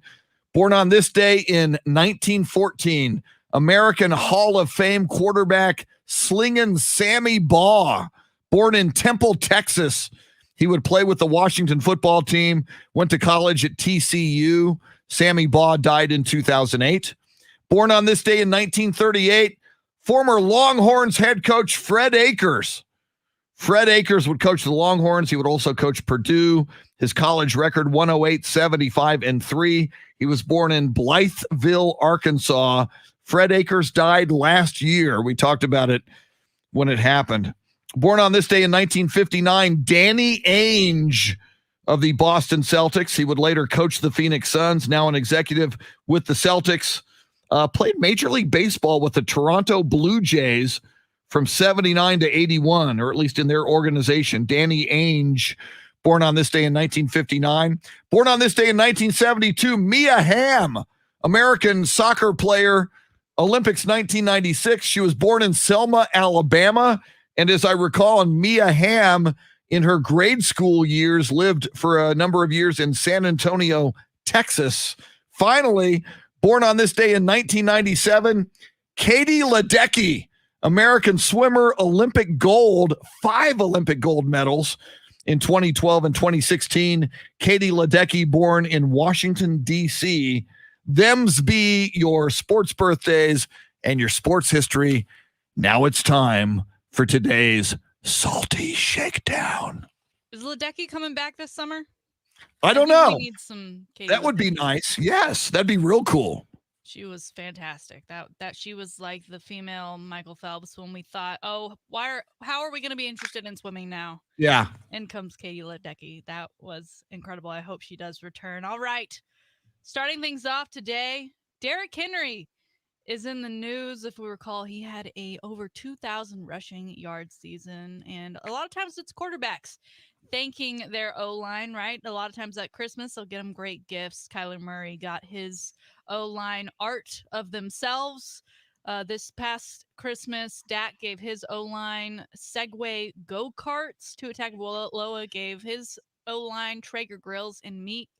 Well, Derrick Henry has just gifted his O-line a gold diamond pendant necklace to commemorate the incredible season that they had together, because of course he can't get through if they don't open up those holes, right? And each necklace on the front has 2K on it. On the back, it's the player's number and their name, and then it has the total yardage and the year. I believe it was 2027, I believe is what Derrick got. And then on top of that pendant is a crown. We don't know the value of these yet, but quite an extravagant gift.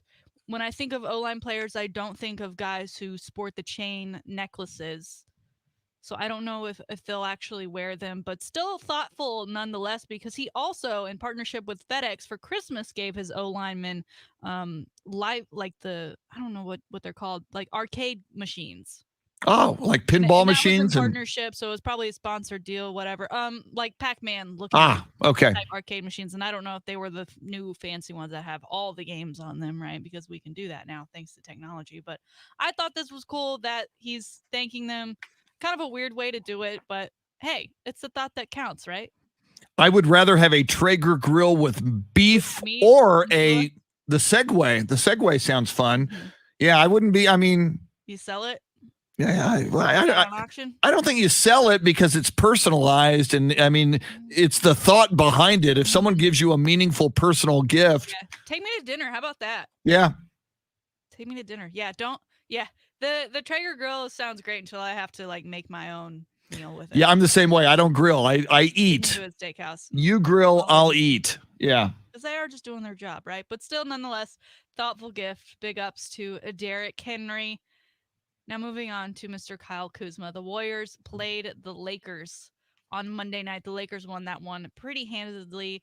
Kyle Kuzma stepped up to the line to take a technical free throw, and he airballed it. Good. He was asked about this airball after the game during a Zoom presser, and this is what he had to say.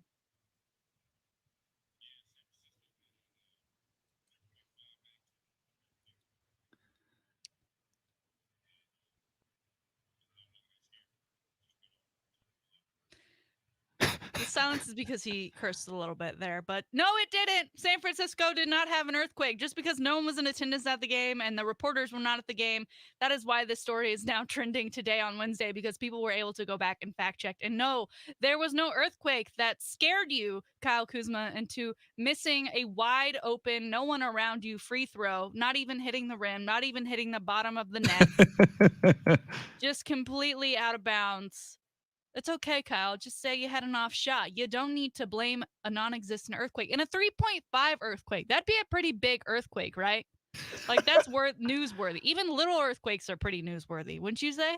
Yes. And having lived in Southern California, I've been in a bunch of earthquakes, but I kind of like. He's run out of excuses before. He's like, well, I got to use the earthquake one eventually. Yeah. We're in California. I give him some credit. I kind of like the dog ate my homework. I kind of like the earthquake excuse. I give him credit for creativity. For anyone who watched that game, Draymond Green was giving this guy a really hard time on the sidelines after he missed that. I can't imagine the laugh attack he had after hearing that. He said it was the fault of a non-existent earthquake. Way to go, Kyle. But congratulations, you did win the game. So it's not like, to make things worse, that free throw lost you a game to the Warriors. All right, moving on.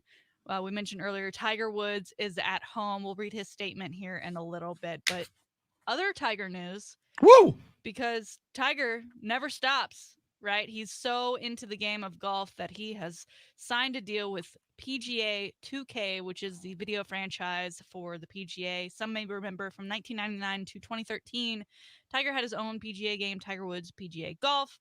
So he is now given the rights to 2K for his name, image, and likeness for their game. It's apparently a long-term deal. Dollar amount not disclosed, but Tiger, much like LeBron, very good at using his likeness and his ability to make money in ventures outside of his actual playing career. Thought this was incredible, especially after all of the kind of sad news we've had around Tiger. But he's home and he's already back in business with this game. I thought Sam was going to be here today because I know he actually plays those games. That's one of the games I don't play because golf is so slow. I enjoy watching it, but I can't imagine how much slower it is in a video game form. Well, and I was going to ask you about that. It's like I totally get, and I'm not a gamer, but I totally get like Madden 2K and NBA 2K and those are great games.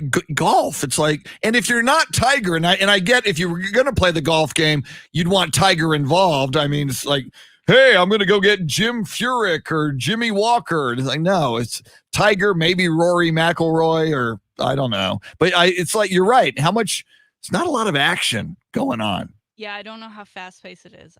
Maybe I'll text Sam later because I heard yesterday on Mike Taylor's show he did mention that he was playing the game. So I don't know if he can find enjoyment in it. Maybe I can as well. I'm going to go ahead and read you Tiger's statement here as we conclude the Salty Shakedown. He said, "Happy to report that I am back home and continuing my recovery. I am so grateful for the outpouring of support and encouragement that I have received over the past few weeks. Thank you to the incredible surgeons, doctors, nurses, and staff at Harbor UCLA Medical Center and Cedars-Sinai Medical Center. You have all taken such great care of me, and I cannot thank you enough. I will be recovering at home and working on getting stronger each day." So happy to know that Tiger is back home and well enough to recover on his own without being in hospital, and that he's, made some cash. Yeah. Two people jumping in here, Shannon, on Facebook Live, giving props to the golf video game. Chris Gonzalez says Tiger Woods golf is better than Madden football. And Jason Paniagua says golf is one of the best video games out there. So I guess we stand corrected here. Go grab me a copy. I don't know how to swing a golf club appropriately. I've been told I grab it like a baseball bat and just kind of whiff at it. Yeah. I would love to know how to play golf and get a good swing going. And I think playing that game before I learn how to swing would make me go out to a course and be like, no, I got this. I've been around the course. I've played Pebble Beach several times. I've played with Tiger. Are you kidding me? Come on. I've won the Masters 8 times consecutively. I think I know a thing or two about swinging a golf club. Last time I was on a golf course, which was a while now ago, thanks to COVID, and I haven't been on many, but I fell out of a golf cart. We were trying to. You fell out of the golf cart? Yeah, because we were playing, it was like the group styling tournament. So the longest ball, you play the longest ball in your group, right? The best ball. So yeah, my ball, not the best ball. And someone was driving the golf cart, and he was like, I'm not gonna stop. You're just gonna reach out and grab the ball. And I was like, oh, okay, totally. And I had what could possibly go wrong? Whatever. And yeah, I missed the ball, and as I'm falling out, I'm like, I'm not gonna fall out. I'm gonna hold on to the side of the golf cart, and was then dragged by the golf cart. Oh! As we went back around to try and get the ball. Was there alcohol involved? Mm-hmm. Okay, yeah. Mm-hmm. I mean, it's hard to. Yeah, in fact, hard to golf without some alcohol. Tournament, so yes. Okay, I mean that could have gone bad if the pilot of the golf cart was really ruined my golf game. Yeah, and a few other things. Yikes. We were talking about Deshaun Watson earlier, and we've got these ugly allegations about him that have surfaced. Before all that happened, I heard the story overnight that the New England Patriots might even have some interest in Deshaun Watson. We talked about Bill Belichick yesterday, and Tanner Carlson was very, very funny, equating it to a breakup, a divorce, where one person goes to the gym and starts working out and tries to because the other person's having the better life. In this case, Tom Brady and Bill Belichick. But you want to talk about the ultimate coup in addition to all these free agent signings, especially defensively, that the Patriots are doing. And then you're going to get the 6 players back who opted out for COVID. Man, if they found a way to land Deshaun Watson, A, how great would that be for the Patriots? And B, Deshaun Watson, who's languished in this dysfunctional Texans organization, if he goes and becomes the new Tom Brady in New England, my God, how amazing would that be? Cam Newton will be looking at his latest 1-year contract and be like, oh, you guys mean it this time. Like for real 1 year, because I'm not going to get the job if Deshaun's here. And he doesn't be a backup. They could just flip-flop them. I think Texans fans would be okay with Cam, at least where we are now, and win things with Deshaun. You would have the Cam versus Tyrod Taylor quarterback competition this summer. Would that be a competition in your eyes? Worthy of one? You wouldn't just name Cam? Tyrod Taylor, at Buffalo and for a while with the Chargers. Tyrod Taylor, I think, is a formidable quarterback. I think it would be a good competition. I wouldn't automatically give it to Cam Newton. That division is now Ryan Tannehill. Later today, Carson Wentz officially with the Colts. Yeah. And then we have the Jaguars who... Sunshine. They're going to be my new favorite kind of sort of team to watch with Sunshine. So You'll probably only be able to watch the Texans games thanks to the way NFL tends to broadcast things. True. But I wonder, because it is Sunshine and Urban Meyer, in the same way when Brady, and I'm not equating Sunshine, Trevor Lawrence to Tom Brady, but I mean, we sure did see a lot of Tampa Bay Buccaneers games start showing up on our television sets. But are we watching the Jaguars on a Monday night or a Thursday night? I mean, I'm a freak, so I am. Yeah. The NFL. Right. But because it is Urban Meyer and in almost all certainty, Trevor Lawrence after the draft, I mean, I'm tuning into that, but I don't know if anybody else is. So I do like the idea. I do like the idea of them even throwing their hat in the ring for Hard Knocks. Oh, that would be so cool. But then also, if you're the NFL and you've already scheduled these games, you're probably looking at that going, did we make a mistake? Things just aren't going well if it's just a complete hot mess. Gonna be interesting. And supposedly still a lot more free agent movement coming up. Yesterday was a big day. I need a flow chart. I'm a visual person. I need me a graphic. NFL free agency and the NCAA tournament this week. Coming up in the next hour, we'll remind you how you can get involved with us. Shannon, Mike Taylor, me, Dave Ayler. We're going to have to get him to do a bracket as well. We'll talk about that and more. Bill Schoening, the voice of the San Antonio Spurs, going to join us next. Spurs in action at Chicago tonight. Zach LaVine went off last night for the Bulls. Hopefully he's a little tired tonight. We'll also talk NCAA and Longhorns with Bill Schoening as well, coming right up. One more hour. Hang out with us. It's the Chris Duel Show. Woo! Welcome, Yolanda, Dean Stone, Anthony Sliz, welcome in. Anthony says Kyle Kuzma was obviously joking. Yeah, and I liked it. Give me a creative excuse why you sucked at the free throw line.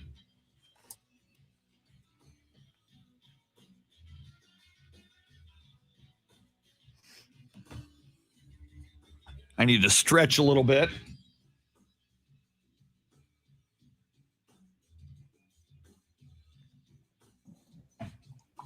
I moved into iced tea now. From hot coffee to iced tea. With my classy Bush's chicken cup. Yeah, Fred, I feel like golf is one of those games that if you're just having a day, even bowling, like sometimes you don't know what you're doing yet. You figure out a way to win. I need Andy to take me golfing once COVID is no longer a thing.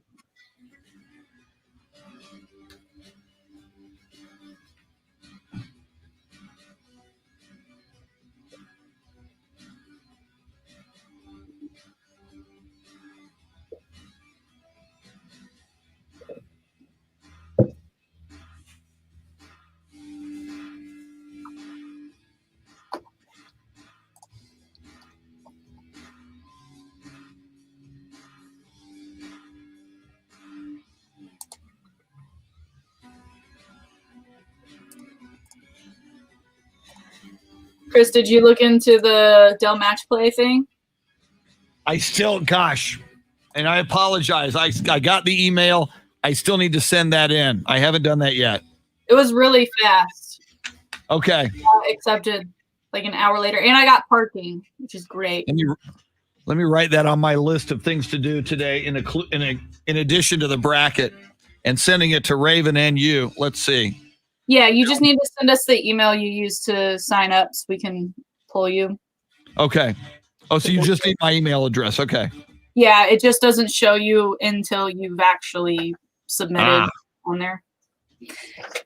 And it's weird. You sign up and then you start making your picks, but then there's no like submit after you've made your picks. They're locked in as you make them. Okay, I got to be careful with that. And I imagine you don't pick the first 4 games, right?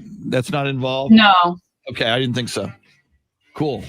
And the tiebreaker game is an early Alabama game for some reason, like the round of 64. Like that's the one you pick the score on and not. Wow. Okay. Yeah, Fred, I've heard a lot of people say they'll never go bowling again after COVID. Which I don't get. I don't get. You're still going to touch doorknobs. Yeah, your doorknob, exactly. Wash your hands. Wash your hands and use There's hand always sanitizer. going to be gross people. COVID ain't going to change that. Now, the one thing I may not do again, buffets. I had already grown out of the buffet. Yeah. I don't mind someone serving me. You know, they have you have to do now if you own a buffet where you have to have people who work there to serve it. Yeah.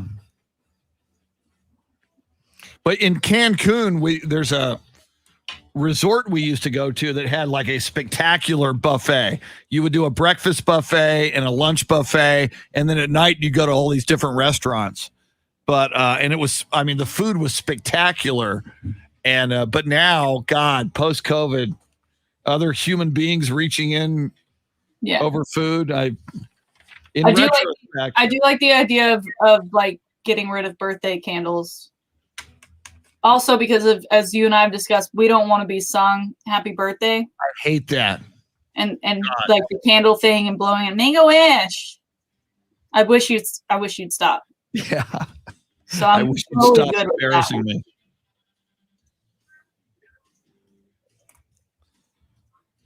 Anthony, you can't use batting gloves to bowl.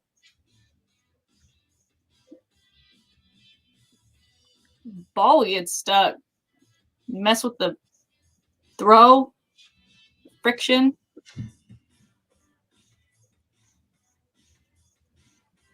I don't like the cake texture, Mexico. Isn't it because it's tres leches and it's milky? Because I don't care for tres leches for the same reason. Dean. See, Yolanda, I went to Vegas once and it was to see Justin Timberlake and I was 20, so I couldn't gamble or drink or do any of that stuff. And we were like, oh, the buffets we hear are really cheap because they want you to gamble and that's where you spend all your money and stick around. And so you go to the cheap buffets and they were not cheap.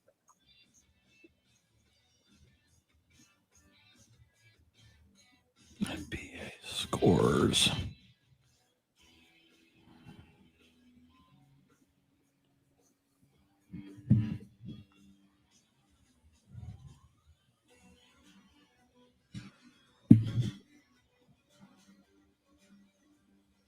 Watery pancakes. Nasty. Laura Burris, Fred Robert Casares Jr., Dean Stone, welcome in.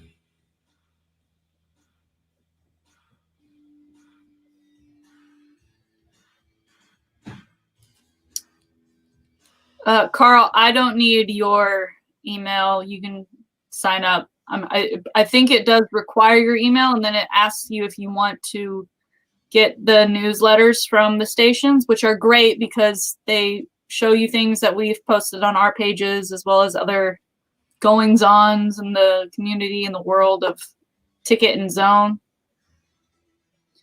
But I don't personally need your email.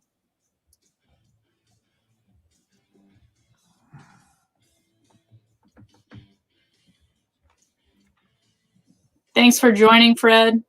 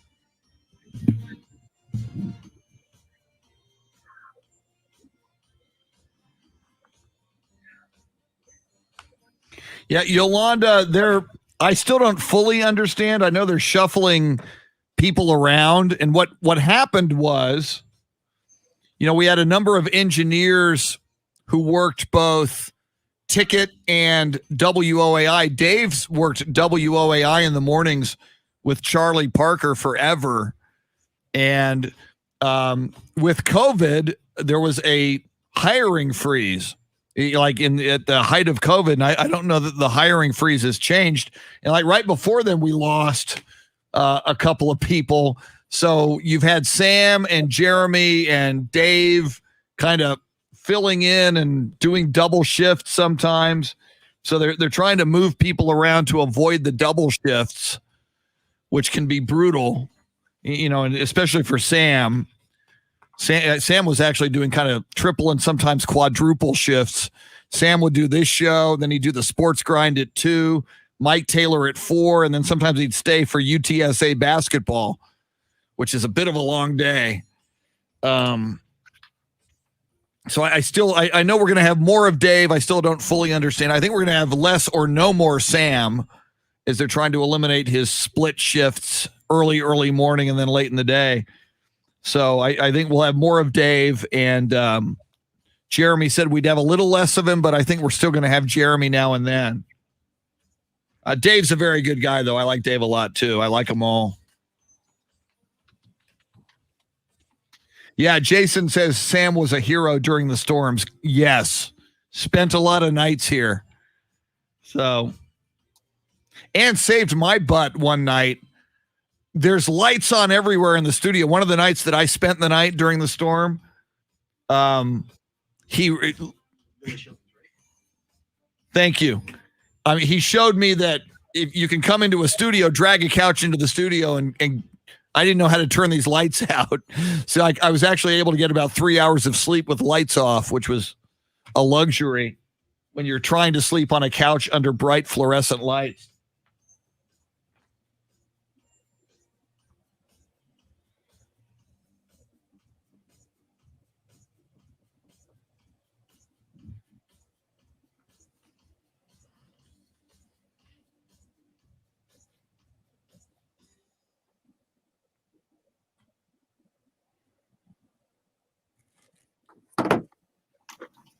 Here we come. Bill Schoening is on the line. Thank you, Dean Stone. Yeah, he is still employed here, Fred.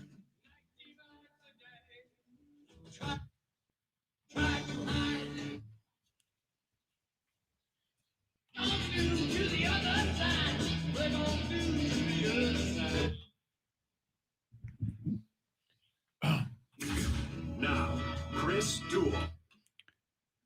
Happy Thanksgiving, St. Patrick's Day. I'm missing my holidays there, Shannon. I said it's Thanksgiving. It's St. Patrick's Day. The heck am I doing? Couple months early. I'm not even drinking yet. It's March Madness, not the end of college football season. I'm not even drinking yet on St. Patrick's Day. And there's a Spurs game tonight, so I can't, enjoy an adult beverage till after the Spurs broadcast, which, of course, the voice of the San Antonio Spurs, Bill Schoening, will have all of the action tonight. Spurs in Chicago, where last night Zach LaVine went off for the Chicago Bulls. I hope he's a little tired tonight. Let's talk St. Patrick's Day. Let's talk Spurs. Let's talk NCAA tournament with the great Bill Schoening. Bill Schoening, thanks for getting up early with us. Welcome in. Thanks very much, Chris. I got to thinking today that in a normal year, we would be in Chicago. Of course, we're remotely broadcasting tonight's game from the United Center. We'll be at the AT&T Center. But Chicago dyes their river green on March 17th every year. So I'm not a beer drinker at all, but I've never been in Chicago on St. Patty's Day where they dye the river green. So I saw a couple pictures this morning of Chicago with the Green River. So and I did one of those architectural boat tours a few years ago. Chicago's got some really interesting buildings. It's a great city. In the summertime and when it's nice, in the springtime I'm sure it's nice too, but you don't want to get there in December or January. But I'm just thinking about the Green River today in St. Patty's, and then I'm sure the beer will be flowing at Harry Carey's on Dearborn. and Bill, I mean, you for so many years have traveled with the Spurs. This is your 20th year as the radio voice of the San Antonio Spurs. I mean, have you worked a lot of St. Patrick's Days? Have you seen the St. Patrick's Day scene in different cities across the country? Yeah, indeed, yes. We've been to just about every city in the NBA, I think, on St. Patrick's Day, because March 17th, of course, comes after the rodeo road trip, so probably quite a few home games during the month of March through the years, because generally in a regular season, you've got all those road games in February, so the season kind of evens out a little bit in terms of home games in the month of March. So probably more home games on St. Patty's Day than road games. Now you mentioned road games here. Spurs on a bit of a road game stretch following that Friday night game where you had fans in attendance. How did that go? And is there expectation that maybe they'll be able to get even more fans in as things continue and when they get back in town starting Monday? One step at a time, Shannon, for sure, but it went very well. I thought everybody was socially distanced, kept their masks on, everybody was friendly. It was great to have a live crowd there watching the game. I'm sure the players fed off that energy. They didn't play very well, but they certainly appreciated the fans coming out.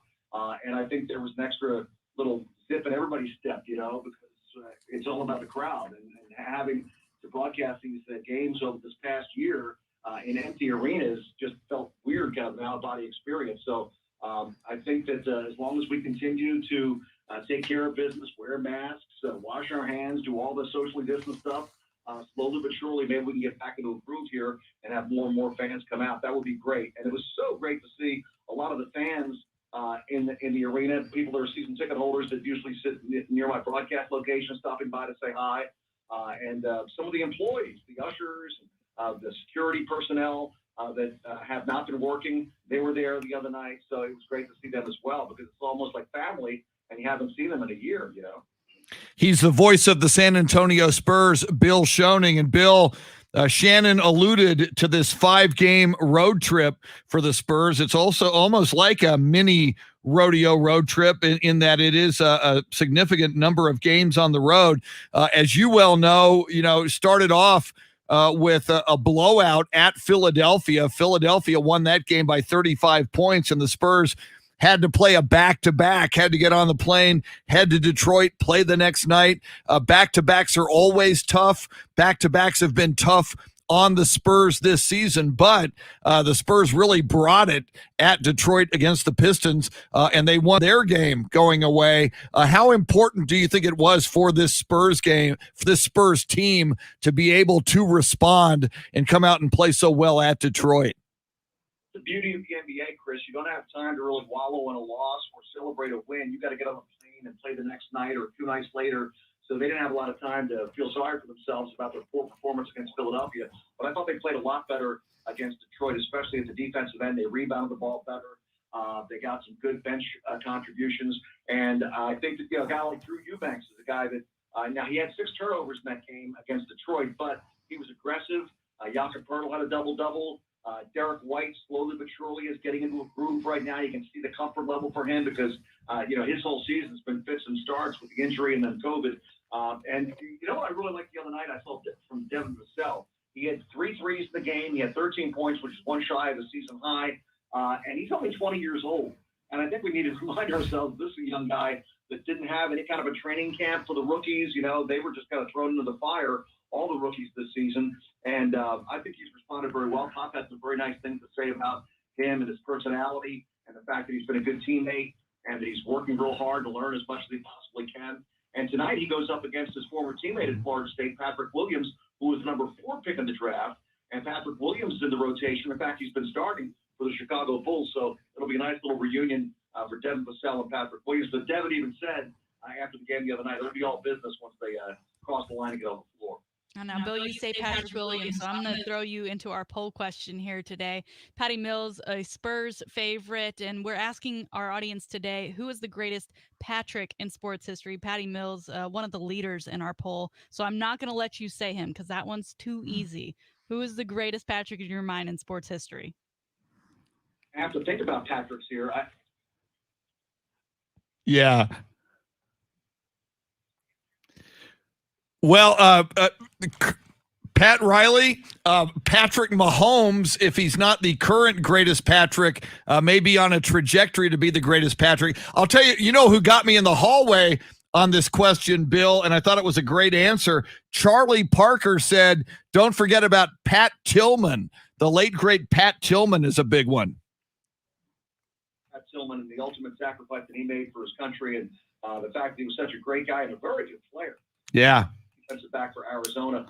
I think that, I would go with Patrick Ewing just off the top of my head. If I can't say Patty Mills, real quick Patty Mills story. You know, he plays the guitar and sings a little bit. And we were coming back from the rodeo road trip. I think we're in Cleveland. And I think the All-Star break was coming up. Patty had brought his guitar on the trip. And as we're getting ready to land in San Antonio, about 5-10 minutes out, we're getting ready to land. You hear a little distortion on the microphone where the pilot usually speaks, and it was Patty. He says, happy Valentine's Day, everybody. I'm going to play a little song for you, a song written by Sam Cooke. And he starts playing Cupid. You know, the song Cupid. Yeah. It's Cupid, pull back your bow. And, of course, it was Patty singing in Australian, or not in Australia, but with his Australian accent. And got to the second verse, and he goes, I think I've forgotten the words. He got to the second verse and forgot the rest of the lyrics. But it was a fun way to end that trip. The Spurs had just beaten Cleveland, and we were on our way back. So, Patty is a ray of sunshine every day. So, even though I begrudgingly said Patrick Ewing only because I had to, I would put Patty at the top of any of my list. Absolutely, and a lot of Spurs fans do as well. He's the voice of the San Antonio Spurs, Bill Schoening. And Bill, I think you even mentioned this on the broadcast the other night. You mentioned Devin Vasel, the Spurs rookie, and that statistic that we learned the last game against Detroit, only 2 players in Spurs history in their first 30 games had amassed 30 3-point shots and 30 steals. And the only 2 Spurs to have begun their career doing that are Devin Vasel and some guy named Tony Parker. That is rarefied air. And it makes me think, Bill, Keldon Johnson a year ago just really emerged as a rookie, spent most of the year, as we know, with the Austin Spurs, but in the bubble in Orlando really asserted himself, and he looks like he's going to have a very bright future with the Spurs. And now, second year in a row, it looks like the Spurs have, found gold in the draft in Devin Vasel. One of the things that scouts always talk about now these days is a 3-and-D player. Can you hit the 3 and play defense? And Devin Vasel kind of fell into that category. And when you look at what he has done in the first 30 games of his career, he has fit that category perfectly. He's playing good defense. He's got an innate ability to fill the passing lanes. He's got long arms. He's got quickness. He's got a very good high basketball IQ. So he understands defense. He played for a defensive coach at Florida State and Leonard Hamilton. And we're seeing more and more Florida State guys make the NBA because they can play defense because they played for Leonard Hamilton. But there's a lot of respect. Greg Popovich has a lot of respect for Coach Leonard Hamilton at Florida State, and they've done a great job over the years with him as the head coach. But also his ability to hit 3-pointers. He is hitting 42% right now from 3-point range. That leads the team in terms of percentage. And I think that we're just going to see more and more from him because he's a guy that is a very solid type individual. He seems like he works really hard. I haven't had a chance to visit with him much because of COVID, but I look forward to future interviews with him because I think that he's a real bright guy. Clearly, is a guy that the Spurs, have on their radar as being part of this young nucleus of players that will form the future for this ball club. Bill, we are, of course, in the middle of March, and March Madness is almost here. We're ready for it. Usually it does coincide with St. Patrick's Day, but I'm sure people will still go just as hard for the start of March Madness. We haven't talked to you since the Horns became Big 12 tournament champs. What do you like about their seeding in this tournament and the area they got put in the East? Looks like they're in a pretty good spot. They won't have to face like a Baylor or a Gonzaga anytime soon. What do you think about them in this tournament? Well, they've got Abilene Christian in the first round.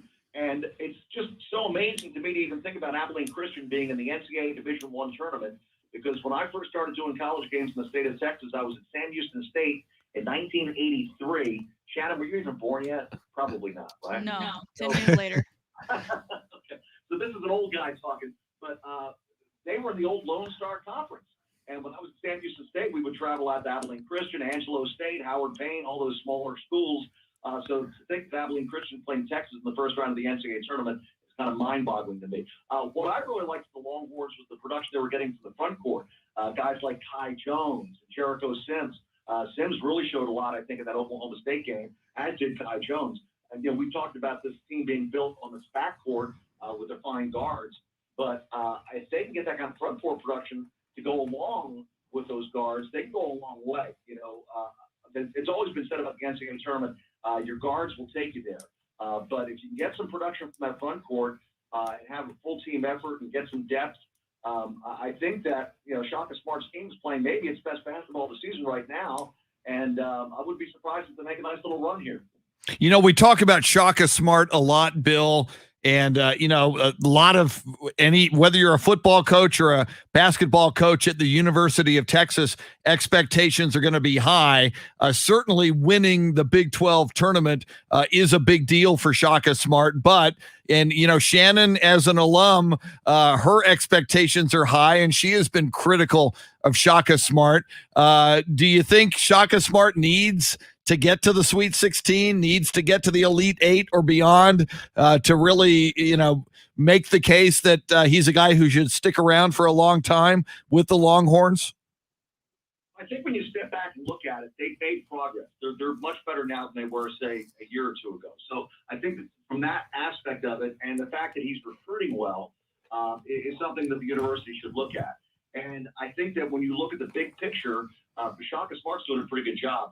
You can always think about who the next coach is going to be, but I think right now, in the moment, he's doing a good job, and this team is poised to make a run. Now, if they make if they get knocked off in the first round by Abilene Christian or something like that, then maybe you look at it. But I think that this team is playing with great confidence right now. They seem to be unified. I know they had a little internal spat that was pretty well publicized a few weeks ago, but from the ashes of that, they've really kind of built something here. So I'd be surprised right now if they make any kind of a change. And I think Shaka Smart's got this team poised to make a little run here. Do you fill out a bracket, Bill? I used to always fill out a bracket, but I haven't really done that lately. I don't get the chance. I know a lot of people that fill out brackets don't watch 1 ounce of college basketball all year long. I watch some, but in the NBA, as Chris knows, we're working almost every night. So we don't really have a lot of time to watch a lot of college basketball. And some people in their downtime watch basketball. I try to do some other things. But I think that one of the things that, to answer your question, no, I haven't filled out a bracket. But the other thing, too, with college basketball, to me, that makes it less appealing in terms of being a fan, is that these guys are going one and done in a lot of these programs, and you don't have the continuity. Back when I was young, Bill Walton was at UCLA for 3 or 4 years. You knew certain guys were going to be there, and he's going into his sophomore year, he's going into his junior year. We don't have that anymore. So it's hard for me to really kind of lock in on any particular team and follow them. But I'll be pulling for the horns when they tip the ball up against Abilene Christian this week. And speaking of the tournament, and we're talking with the voice of the San Antonio Spurs, Bill Schoening. Speaking of the NCAA tournament, Bill, Gonzaga is going to be really interesting to watch. They come in undefeated. There has not been an undefeated team to go win the tournament since Indiana did it back in 1979. Given that, we've had over the years blue bloods like Kentucky and Duke and Kansas, some of these programs that have been just so successful for so many years, are you surprised it's been so long since we've had an undefeated national champion in basketball? You got to go back. I think it was 76. Is that right? When Indiana had nothing? Yeah, 76. 76, yes. It goes back a long way. In fact, I know Quinn Buckner very well. Quinn, for a year or so, was an analyst for the Spurs. Now he's with the Indiana Pacers and a really good analyst. He's done a lot of NCAA stuff as well. And I've talked to Quinn about that. And, to stay undefeated during the course of a year, especially in a rugged conference like the Big Ten back then, which is still a very good conference, obviously, very, very difficult to do. So I'm not completely surprised that there hasn't been a team that has, just been the head and shoulders above everybody else like Indiana was back in 76. But if you come from a good conference, it's hard night in and night out to win games, and especially when you go on the road. So, a team that's undefeated now, Gonzaga is in a conference where they can win a lot of games. But they played good basketball in that conference out there in the West Coast. Patty Mills will tell you that. He was in that conference with St. Mary's. So, night in and night out to go undefeated for a long period of time, that's a special accomplishment for Mark Few and the Zags. All right, Bill, the most important question I'll ask you today. Green beer or green margarita? I'm not a beer drinker at all, so I would go with the margarita, although, man, it's hard to even imagine drinking a margarita on a game day. So now Chris may We can make excuses. be completely inebriated. I wouldn't do that to you, Bill. Just be like Kyle Kuzma and say, you know what? There was a 3.5 earthquake. I needed to calm my nerves. Had to have a little beverage. I can see myself at some point saying, well, it's time for a break from Spurs Radio Net Center, but Chris Duel's on his 8th margarita.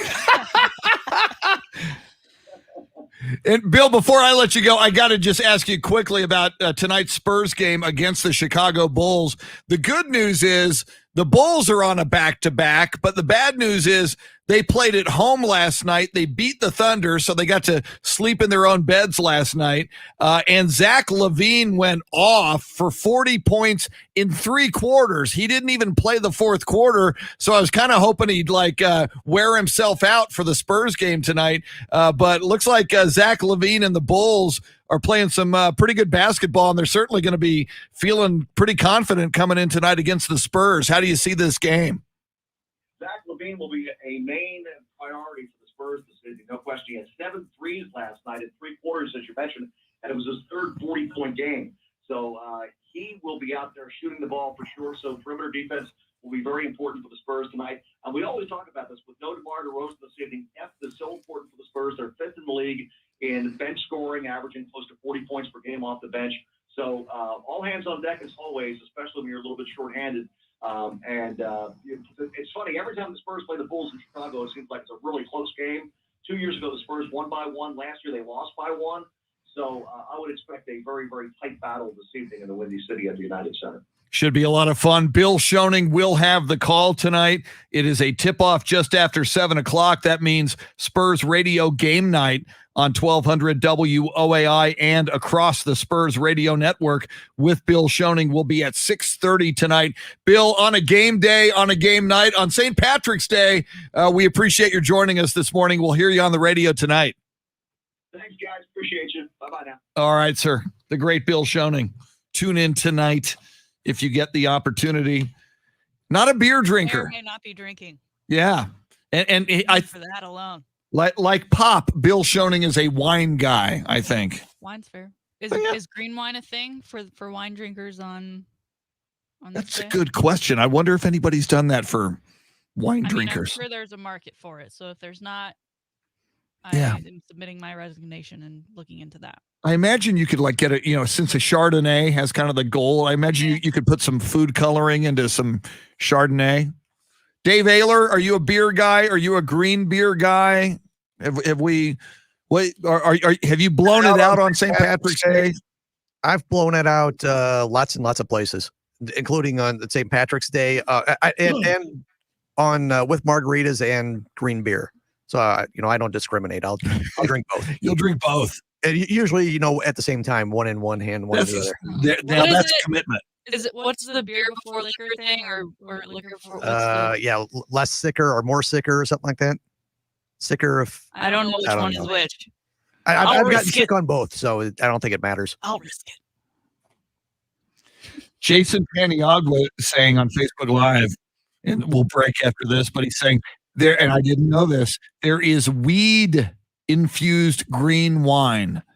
So according to Jason, there's green wine, and the reason it's green, it is infused with marijuana. We have edibles and now we have drinkables. Woo! Yeah. Woo! I'm telling you, Shannon, once Governor Greg Abbott and the Texas legislature legalizes marijuana, imagine our sponsors of this show. Imagine some of our remote broadcasts at legal marijuana places. It'd be fun. And we are very, we're loyal to our sponsors. Oh, absolutely. We don't sponsor any. Yeah. We don't sponsor any business that we don't patronize. I'm just saying. We're not allowed to. Yeah, right. So we would have training on that. Just this. The day is coming. That's all I'm saying. And imagine St. Patrick's Day and green beer, green margaritas and something green in a bong, I guess. All right. Willie Nelson, he'd have a great St. Patrick's Day. Quick break. Final segment coming up. We will we haven't talked about LeBron James owning parts of the Red Sox. We'll get into that. What's next for the Dallas Cowboys? We will scour the sports wires to see if there's anything breaking that you've got to know about in the world of sports. We're with you till 9 o'clock. She's Shannon Salty Sweeney. He's Dave Ayler. I'm Chris. You're listening to the Chris Duel Show.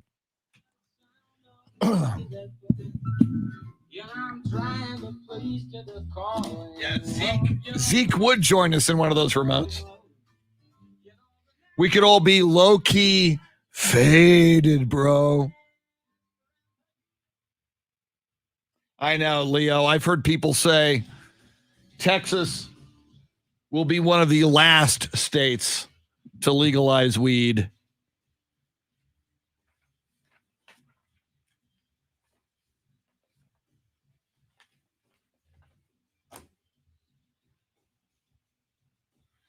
Louisa says, wine before beer, you're in the clear. Very nice.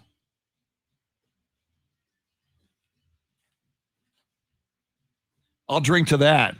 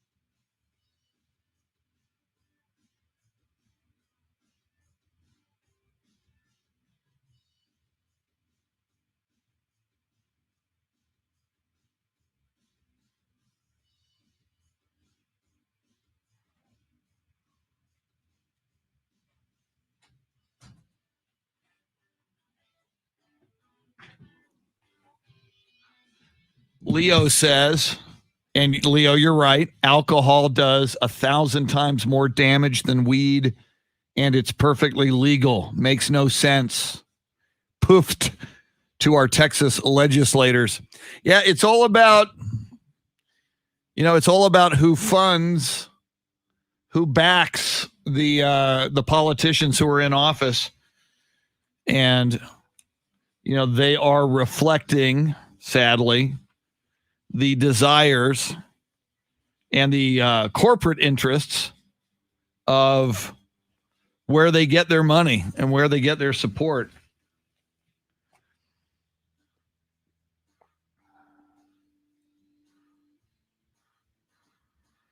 Let's see what else is going on.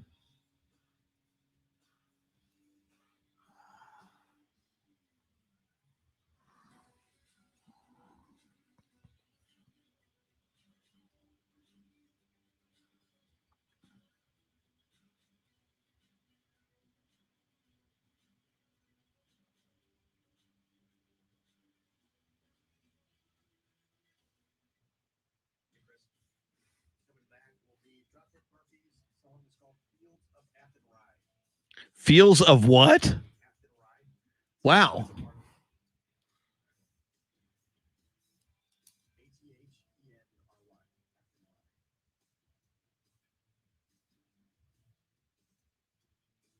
Dropkick Murphys, your t-shirt. Okay.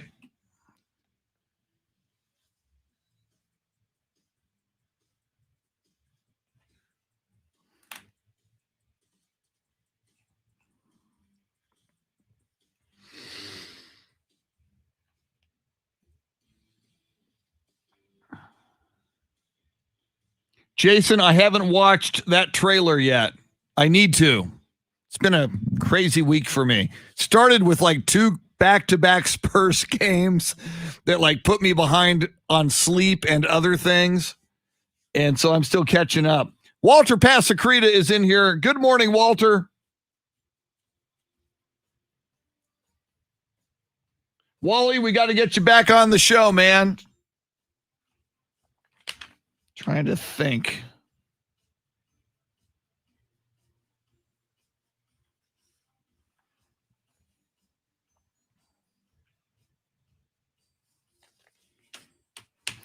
Wally, if you're ever up at, and you probably are, if you want to do Friday at 7:06, Wally, because we've got on Friday, I think we've got James Allen at 8.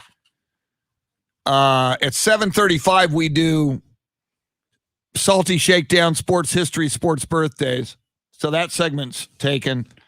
The 8:35 segment's kind of short. You're always welcome to join us at 8:35.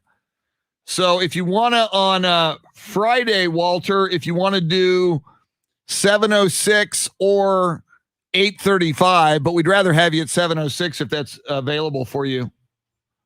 So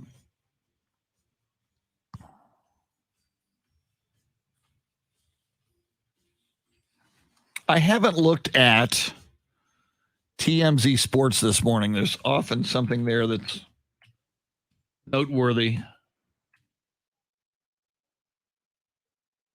See if I can do that before we start.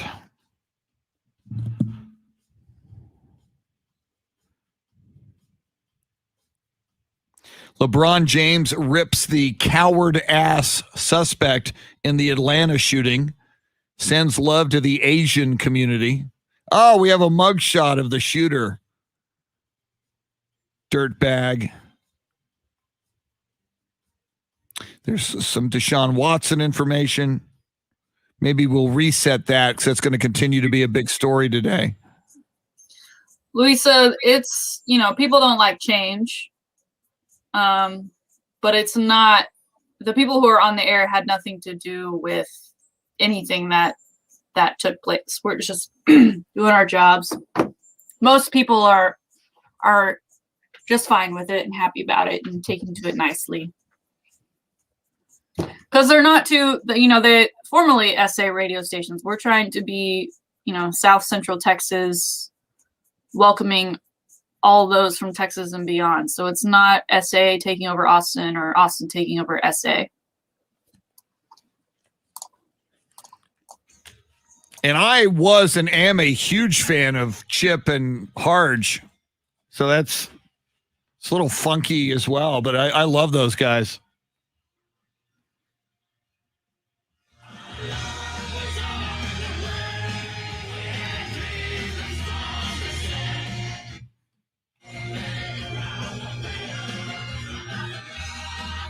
He not only wears the Dropkick Murphys t-shirt this morning, he lays some Dropkick Murphys on you. What are we listening to here, Dave Ayler? Fields of Athenry. It's a classic Irish folk song, yeah, that they put their own spin on. Nice. Now, Shannon, that's a big deal, right? Irish folk songs. Do you know any Irish folk songs? Do you gather around the pub and bust out into song now and then, holding a not so cold Guinness? No.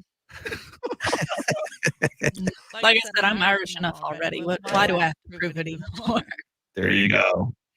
Dropkick Murphys, who Dave Ayler has seen in person. Was it just the one time? I've seen them twice. Twice. Well, once at Sunset Station, once on another tour. Very nice. But yeah, a lot of people wearing kilts. They bring the piper out. Whoa! Yeah, they have a bagpiper in the band. They have a mandolin player, accordion player.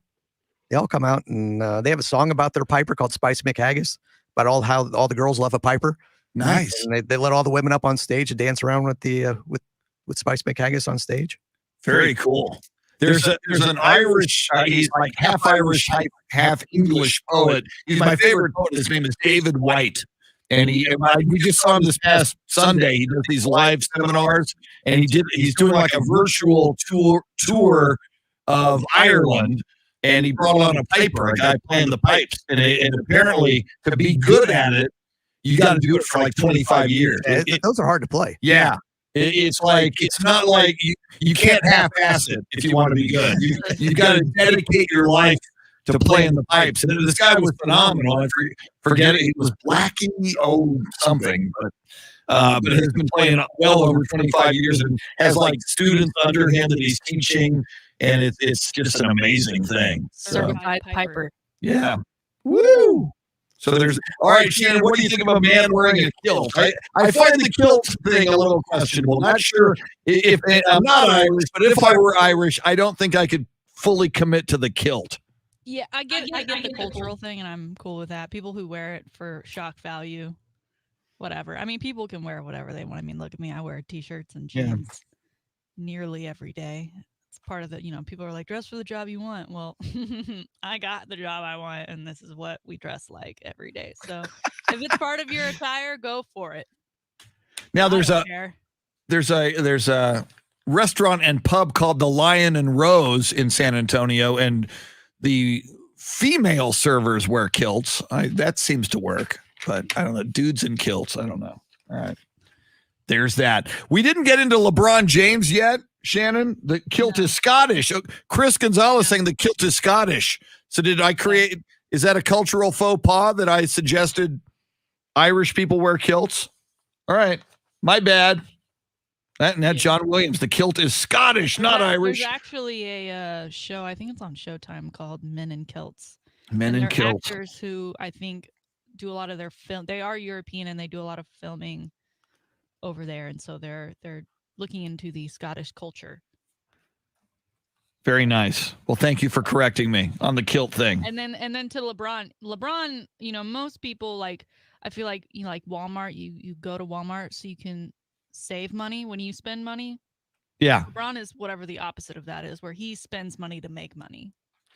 Well, see, and I heard that part of this deal is, he bought into a company that has a share in the Red Sox. So now because he's bought into that company, he now has a share in the Red Sox. But exactly what you're saying, Shannon, I have heard from business analysts that LeBron's ultimate goal is to own his own sports franchise. Apparently, he also owns 2% of Liverpool in the Premier League, but that the investment group that he's or the group that he's now with will pave the way for him to have big time mega investors to join him and help him become the owner himself of a pro team. And you got to wonder if it's LeBron James Does he go NBA? Yeah, I got to think that his ultimate goal's got to be an NBA team. Or even I could see him even trying to do NFL. Yeah, he's a big fan. He's a Cowboys fan. Ooh, buy it from Jerry, please. Please, LeBron. Yeah, I'd be down with a LeBron. I mean, because we think of Michael Jordan and how great he was as a player, and then you look at him now as an owner, and it's like, not so much. I so thought. There's nothing wrong with that, but for whatever reason, LeBron gives me the vibes. He is more of a businessman than Michael, who makes his money for being Michael Jordan, where LeBron is very smart and very much all hands on deck behind the scenes. I think he'd do a great job. Yeah. See, and while you just said there's nothing wrong with that about Michael Jordan not being that successful as an owner of the Charlotte Hornets, I'm disappointed. And I thought also, Michael Jordan supposedly had this, like LeBron does, this competitive drive that, and you saw that in the 10-part documentary, The Last Dance. So, even if he's throwing quarters against the wall to compete, Michael Jordan wants to beat you. He wants to beat you on the golf course. He certainly wants to beat you on the basketball court. I thought for sure when he got into ownership that he was going to fight and be a force to be reckoned with as an owner. And I'm disappointed that, he's kind of mediocre as an owner and as a judge of player personnel. Yeah, he's looking at the little ball brother he has now, and he's playing well. He may be the one to bring them out of this dark spell they've been in since he took over, but he will be remembered as the player he was on the court and not the owner. True. Yeah, remember him as an owner, that means something's drastically going to change. Yeah. Oh, that's right. Michael Jordan. Anthony, thank you so much. Michael Jordan is also invested in NASCAR now. Yep, there's that. Like basketball's not going as well as I wanted it to. Let me put some money elsewhere, see if that does anything for me. We will see how that works out. But yeah, I sense LeBron James ultimately would want to have an NBA team just because he knows that landscape so well. And I think it would be cool. I think it would be good for basketball. I am amazed, Shannon, at the LeBron James haters. And again, maybe it's like the Tom Brady thing. Okay, why do you hate LeBron James? I'm not now. I'm okay. Kind of like you with Brady, where at first it was kind of comical for me because he was the next thing and the kid that came straight from high school and he was going to be the greatest guy ever. And then he leaves to go to Miami where everyone, including myself, was like ring chaser. And for them to then go and get to the finals and then lose, I was like, see, you still can't get one. Even after you've added Bosh and Dwayne Wade to play alongside you. And then they finally get one. I believe it was over the Thunder. And then he ends up getting another one. And then he goes back to Cleveland and he gets another. And so I've kind of just accepted, like, okay, he is as great as we thought he would all be. It just didn't happen immediately. And he won me back when he went back to Cleveland. When I like that. I liked it for him. I liked it for the fans. I liked it for the organization. And for him to then be able to leave again, but leave in such different circumstances was great. And now, we talk about him owning a team. I think of how much he is about LA. Like that's where he's been living. Even when he was playing for these other teams, he just likes having his family there. You wonder if, I know he's got a great relationship with Jeannie Buss. I don't know what their future holds as far as being the owners of the Lakers, but I don't know. And again, LeBron James never gets in trouble legally. Spends a lot of money putting kids through college. He's got, so, he has these contracts with kids when they're in elementary school in the Dayton area or is it Dayton or wherever he's from? Akron. Thank you. Confuse my cities. Near Canton. Somewhere near Canton. Yeah. I'll get a map of Ohio and I'll figure it out eventually. But I mean, it does great things for kids. Reportedly, by all accounts, a good dad, a good husband, a good son. Yes, he's got an ego. Yes, he can be a diva, but in general, he's puts his money where his mouth is, and he plays well, and he's a force to be reckoned with. Andy does now, and granted, as I say this, there is but he takes a stand on social causes, which I think he should. Michael Jordan famously said, Republicans buy basketball shoes too, so he didn't want to get involved in any issues that would be divisive. But I do like, a la Muhammad Ali, if you think there is injustice out there, I think you need to use your platform to speak about it. And LeBron James does that as well. Now, as I say this, here's the but you've got the China thing. China, there's so many human rights violations in China that, LeBron James and a lot of the NBA have kind of remained silent on. And you saw, when the general manager of the Houston Rockets tweeted about it, it almost caused a firestorm that, yeah, exactly. So I generally like him. Yeah. LeBron is the bear. You don't want to poke him. No. And when it comes to the political stances he has, people continue to poke him. So he continues to poke back. Yeah. So going to be very interesting this year. They won the championship. Lakers won the title in the bubble in Orlando. Now this year, and I still can't imagine, the Utah Jazz currently leading the Western Conference and with the best record in the NBA. I can't imagine. I don't see any force, Donovan Mitchell, Rudy Gobert. I don't see anybody on that Utah team that makes you think that they can just, through the sheer will of their superstardom, win an NBA title. Then you got Kawhi and the Clippers. We talked about Kawhi yesterday. He's unhappy at the moment with the Clippers, and teams kind of like the Philadelphia 76ers looking serious in the East. You've got Giannis with Milwaukee. Going to be interesting to see if LeBron James and the Lakers can do this back to back. Yeah, and I think they ultimately want to, because so many people are claiming asterisk on their most recent championship, so to do it again. And I don't think there's an asterisk on last year. I mean, I think if anything, it's like a reverse. Just to do it. Yeah. Yeah. It's like a reverse asterisk. It was like it's a more impressive championship to me. There is a Michigan basketball player, of course, Michigan #1 seed in this year's tournament, who is very popular on TikTok. So he comes across my feed a lot, and he has been posting about being in Indianapolis right now. And he's like, we can't leave our rooms. We can't leave our floor. Everyone's got the little square trackers that they have to wear on their wrists that beep if you're within 6 feet of someone. I mean, it's, and they're just there for, the month or until they get knocked out of a tournament, which is one loss versus, these playoff games that are best of. It's a whole other scenario to be in something like that. So an asterisk because of, yes, the situation, but that doesn't take away the realness and the legitness of that title from last year. I totally agree. Speaking of titles, who has the title of the greatest sports Patrick based on our polling? We are now tied 36 to 36% with Patrick Mahomes and Patty Mills. Who knew? Coming in second with 19, and 8% people are voting other. Some of those names: Patrick Reed. We said Danica Patrick. That was a great Stewart, one. Who I don't know. You said was an actor. Yeah. And Dan Patrick, who, yes, technically within the world of sports, but no. All right. Congratulations, Patty Mills and Patrick Mahomes on St. Patrick's Day.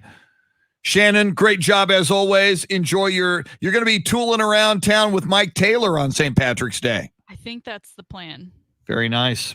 I will appreciate the video evidence. I'm sure it will surface before the day is done. Dave Ayler wearing your Dropkick Murphys t-shirt, representing the Irish, going out in style. It says on the t-shirt. We'll go out in style. Thanks for everything, brother. Appreciate it. Bill Schoening, our thanks to the great Bill Schoening. He'll have the call tonight. Spurs pregame at 6:30 on the Blowtorch 1200 WOAI. We will see you in 21 hours. Have a great St. Patrick's Day. Be safe. Adios, muchachos. Woo!